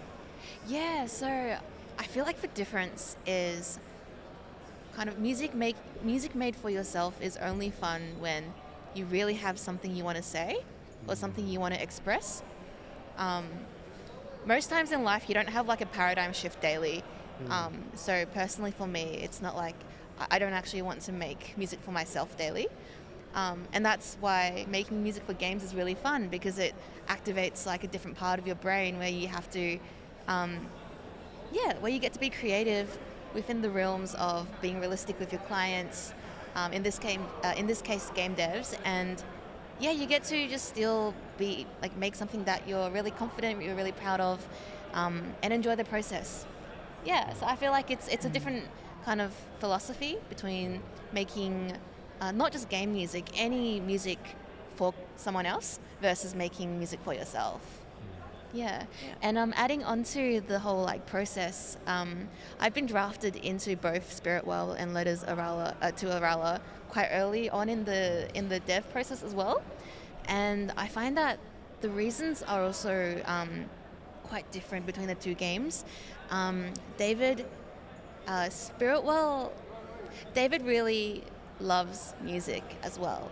And so when David was making Spiritwell, he thought that music has to be a core component. It has to be almost like the heart of the game.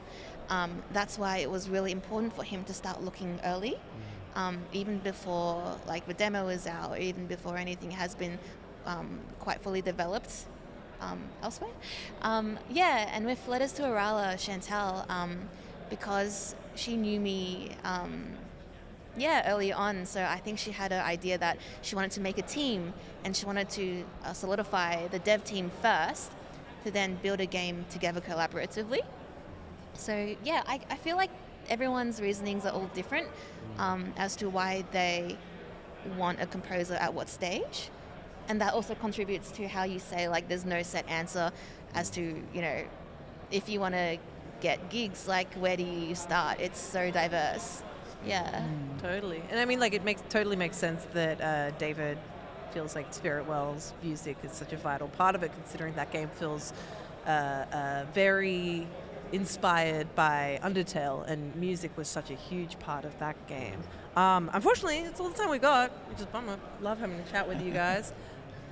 Oh, I'm hearing we could go one more round. I'm hearing we could do one more question. We're just that engaging. We're just that good. Just in. This just in, more. But as a last but certainly not least, what does an average day in video game composition look like for you guys? Sorry, can you repeat the question, please? Pardon? Can you please repeat the question? Oh my god, I'm so sorry. What does an average day in video game composition look like for you? Oh, cool. It really depends. Sometimes I'm sure maybe you also feel it, like sometimes you can just nail a brief on the spot. Takes like a couple of seconds and you got this idea out. Other times you take months and then it's still not there and you want to like pull out your hair. You need to go like, I don't know, somewhere to de-stress and come back, and then you got it after 9 months or something. So but day to day variants are quite huge in range, so you can't really pinpoint either. Every so often I've nailed a brief so quickly to my own sense that I like have artificially sat on it for a little while before sending it to the developer, because I don't want them to think like it's insubstantial, like that I just threw something together. I'm like, oh yeah, here's something I whipped up earlier. Yeah. This took weeks, like not really, like. But you know, then sometimes stuff does take months and months and months. But it's funny. I probably shouldn't have said. I hope none of the developers I'm working with. It's chill. It's fine. Yeah. Mm-hmm. And Narayan, how about you? So it can be really different. So when I feel like a lot of the time I've definitely gotten better at this, but initially, like I would write a song and I start the day and I'm like, all right, I got to figure out an idea, and I'd throw a bunch of stuff at the wall, and then like when stuff isn't working, I'm like, oh my god, I'm such a fraud. All those last songs that I made were flukes. I don't know what I'm doing. I don't know how to do this. What am I doing? Like, you know, I have that full like death in a day, and then I'll like keep throwing stuff at the wall, like and then like eventually something kind of like clicks in. I'm like, oh, maybe this could be a song, and I'm like, oh, what's going on here? And then like check it out, and then like kind of like workshop that into like more and more of an idea, and then like, oh, this is starting to really work. Oh, and then I'm like nodding along. I'm like, actually pretty good. And then like by the end of the day, I'm like, oh yeah. And then I'm like quite proud of what I made. I'll listen to it. I'll like, while I'm making dinner, I'll like, listen to it in my headphones. I'm like, oh, awesome. And like, I swear I've gone through that same process so many times.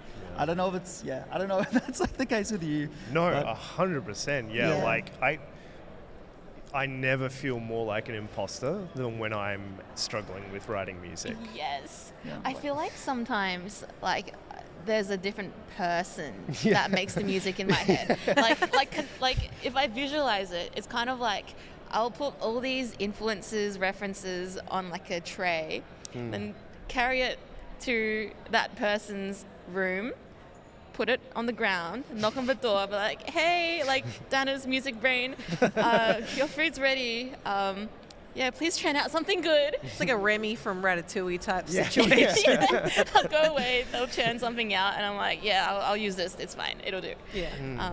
Yeah. Beautiful. Well, that's all the time we got. But thank you so much for joining us on the show today to chat about your craft. I love what you all do. Thank you so much. And thank you for what you do as well. Thank you for having us. Yeah, thanks for having us on. My pleasure. And thank you so much for tuning in. We're going to take a quick break and we'll be right back.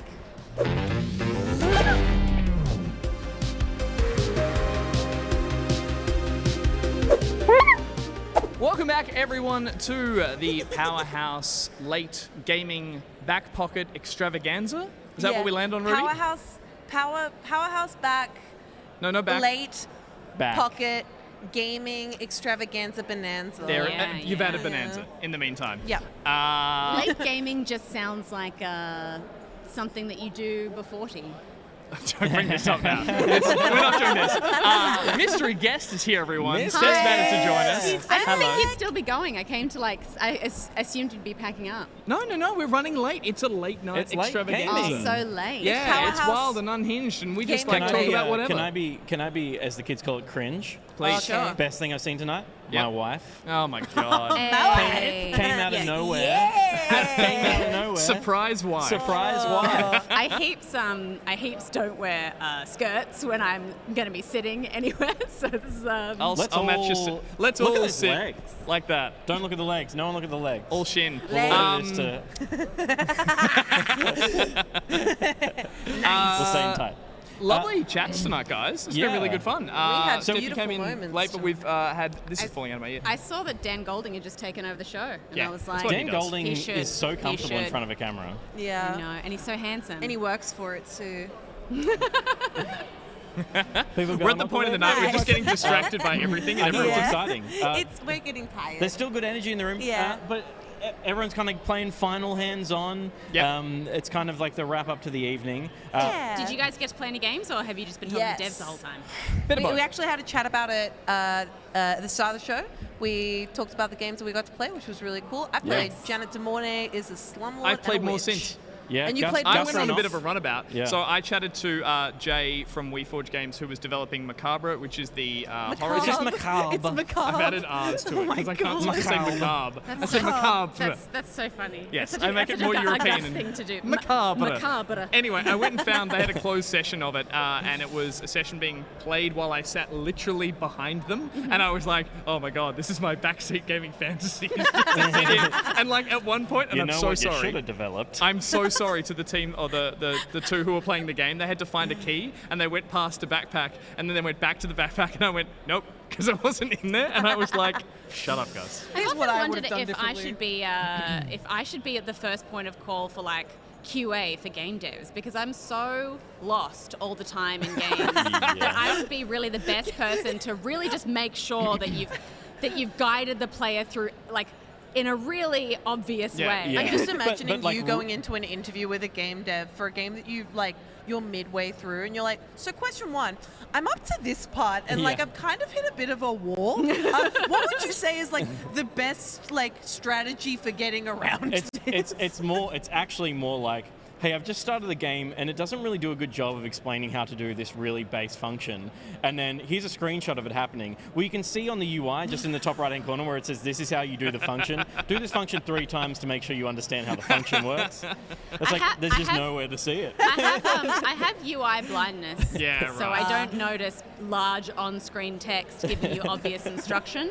Well, this was an early build, but they had it in there. I signed a waiver. They had a camera filming us for like jump scare Are you allowed to reactions. say what you're about to say? What did the waiver say? The waiver was they were going to use footage of us jumping and being Okay, scared. It in wasn't. their It promo. wasn't an NDA. Like, No, like it wasn't when an they NDA. film They people made me watching take a photo paranormal with the activity. NDA. Yeah. Oh, sorry, Yeah, with yeah, the. They made me take a photo with the form, and I was like, should I look scared in the picture? I didn't know what to do. Yeah. But there was some serious, like, really good jump scares in it. It's a multiplayer survival Were you game. overacting because you knew that you were? Because I could see the little red light of the camera, I was like, it's time for spooky Gus or spooked Gus. Did you make the face? I did jazz hands Like on the the camera. I shit myself face? I did, but naturally. There was some Yeah. serious actual jump Did scares in you- it. Did I follow through? No, I think I'm okay. Okay. I brought a spare pair of pants anyway. Yeah. The best part was Did I though, finish?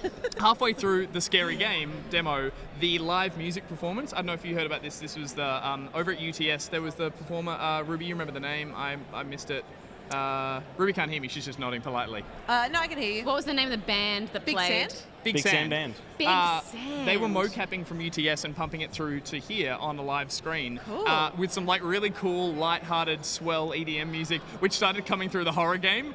Mood completely killed. Everyone in there being scared. It turned into like, I'm in a wonderful desert atmosphere. And we're like, sorry guys, that's not part of the game. That's the calm before the storm. Yeah, you gotta go exactly. through the calm to get to the storm. But I saw a little bit of that exhibition as well, or the live performance. It was really fun. Everyone was in there like having some classic, hey everyone, stand up. And she said, let's do a new dance move. Everyone lift your left leg. And everyone was like, yeah, cool. Lifted their left leg. And it's like, and now step forward with it. Now follow with your right leg. She just managed to get everyone to walk forward. And I was like, well played. I'm using that. I'm using that. It was really good. Working a That's room. amazing. Yeah, That so rocks. that was really lovely and was going off when I left. Other than that, yeah, just been running around trying to get my hands on games, and there's heaps of good stuff. I will say it's wonderful seeing games played early on with a couple of little controller problems, disconnects, developers diving in top being like, yep, that happens, no worries, fix you there, back into the experience. It's Yeah. really charming when it's Yeah. like... I think They got the that's- sticky tape out. Yeah. That's one of my favorite things about Powerhouse Late Gaming, especially when I came last time as well, is like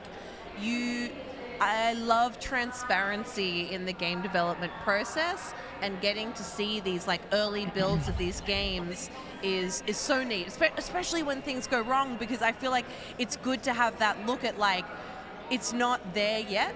Yeah. It's gonna be there Yeah. eventually, but it's not there yet. But how cool is it that Trust we're in here the right process. now? Trust in the process, Yeah. you know? Yeah. I think it's good for people to get comfortable with seeing a game before it's finished, you Totally. know? I always love when you're playing an indie game and a sort of a new build and the dev is there, and then you do something and they're like, huh, no one's ever managed to do that before. No one's ever ignored the UI that much, and, Stephanie. And then I'm like, you say that to all the attendees, I'm sure.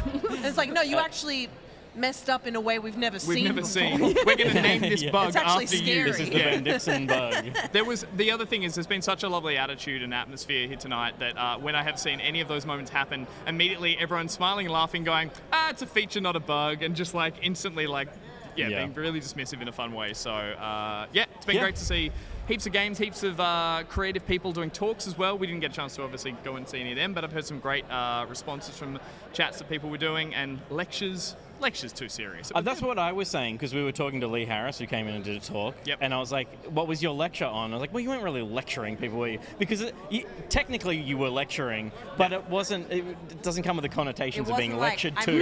I'm not mad, I'm just disappointed. It was just a talk. Yeah. He said I didn't use a slideshow. I just kind of like freeformed down the front. I was like, it was the cool teacher who was like, it was definitely, It was, I love having a slideshow and pointing directly Oh to my it God. at any given Captain, time. my Captain vibes. Yeah. for sure. Everyone stand on your desks. I mean, it's been an amazing show. It's such an honor to be here. Thanks to Powerhouse for inviting us along and for Thank putting on you, another great Powerhouse. late gaming. Shouts out to Chloe and Di for putting on a fantastic show, as well as all the Powerhouse workers who have made the night go swimmingly. Who managed too. to, we should also point out, speed bump this whole thing in around school holidays. Oh there my were God. a lot of screaming children here at around 3 o'clock, and they managed to get everything in here and running around without adding to more screaming children. Oh, I don't know. We got here early because we're pedantic, and we got our stuff done.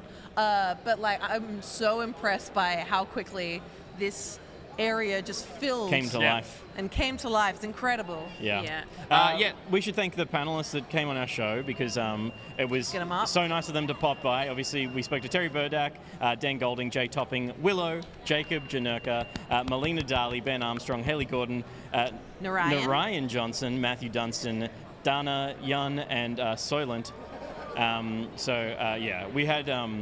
You are all so amazing. Thank you so much for They coming are on also the amazing. show. It's funny when you're hosting the show and then you bring on people who are way more interesting than you, and you can ask a question and be like, I didn't have to talk. Yeah. I Go just ahead. was like, you guys talk amongst us. At one point, And the panel I had, then ignored me, and I was like, this is Yeah. a delight.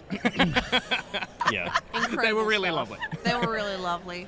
If you had to pick a favorite, though, Oh, yeah, let's be brutal. There is something incredibly magical about talking to the fairy godmother from Shrek 2. Yeah. That is... Hard to top. She was literally like, oh yeah, when I was dressed as Anna from Frozen, and then all these little girls like were like, I'm talking to the fairy godmother from Shrek 2.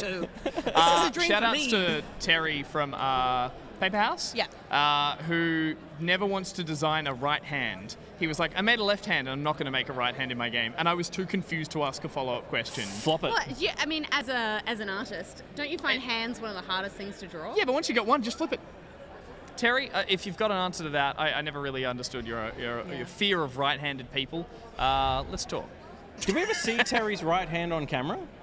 Huh? Did we ever see Terry's right hand on camera? I'm going to go back and watch the footage. Yeah, we I'll should find out. Peter, if you pick watch your it from home, favourite. clip it and send it to us. I have to pick a favourite? Yeah, you brought it up. I can't pick a Oh, favourite. you son of a- Everyone was so amazing. Everyone How was could so you possibly amazing. pick just one? Thrown under the Powerhouse. And the answer you was... sick bastards. All good. Well, we're going to wrap things up here. Steph, thanks for popping by at the last minute. We're literally being told we've got to get out of here. No worries. Again, a massive thank you to all the guests who came in and chatted with us tonight. Huge thanks to the Powerhouse for putting on such an amazing display. This is Powerhouse Late Gaming. Hopefully we'll see it again next year, maybe even sooner, and we'll come back and do that as well.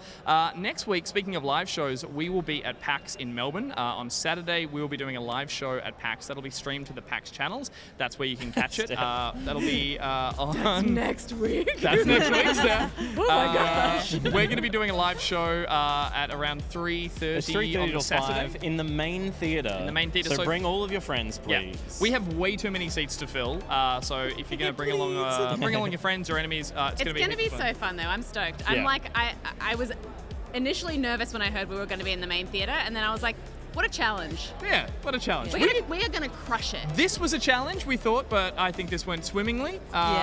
We slayed it. We slayed it. We just need someone that We does just that. rizzed our way through it. Guys, you know? Josh has said get out, so I Okay. think that's a sign that we got to Get out. Yes, everyone's Josh going to wants to go home. Let's go. Again, huge thanks to you guys for watching as well, and we'll be back to our regular programming soon. But for now, we're going to back it out. Get out, everyone. Bye.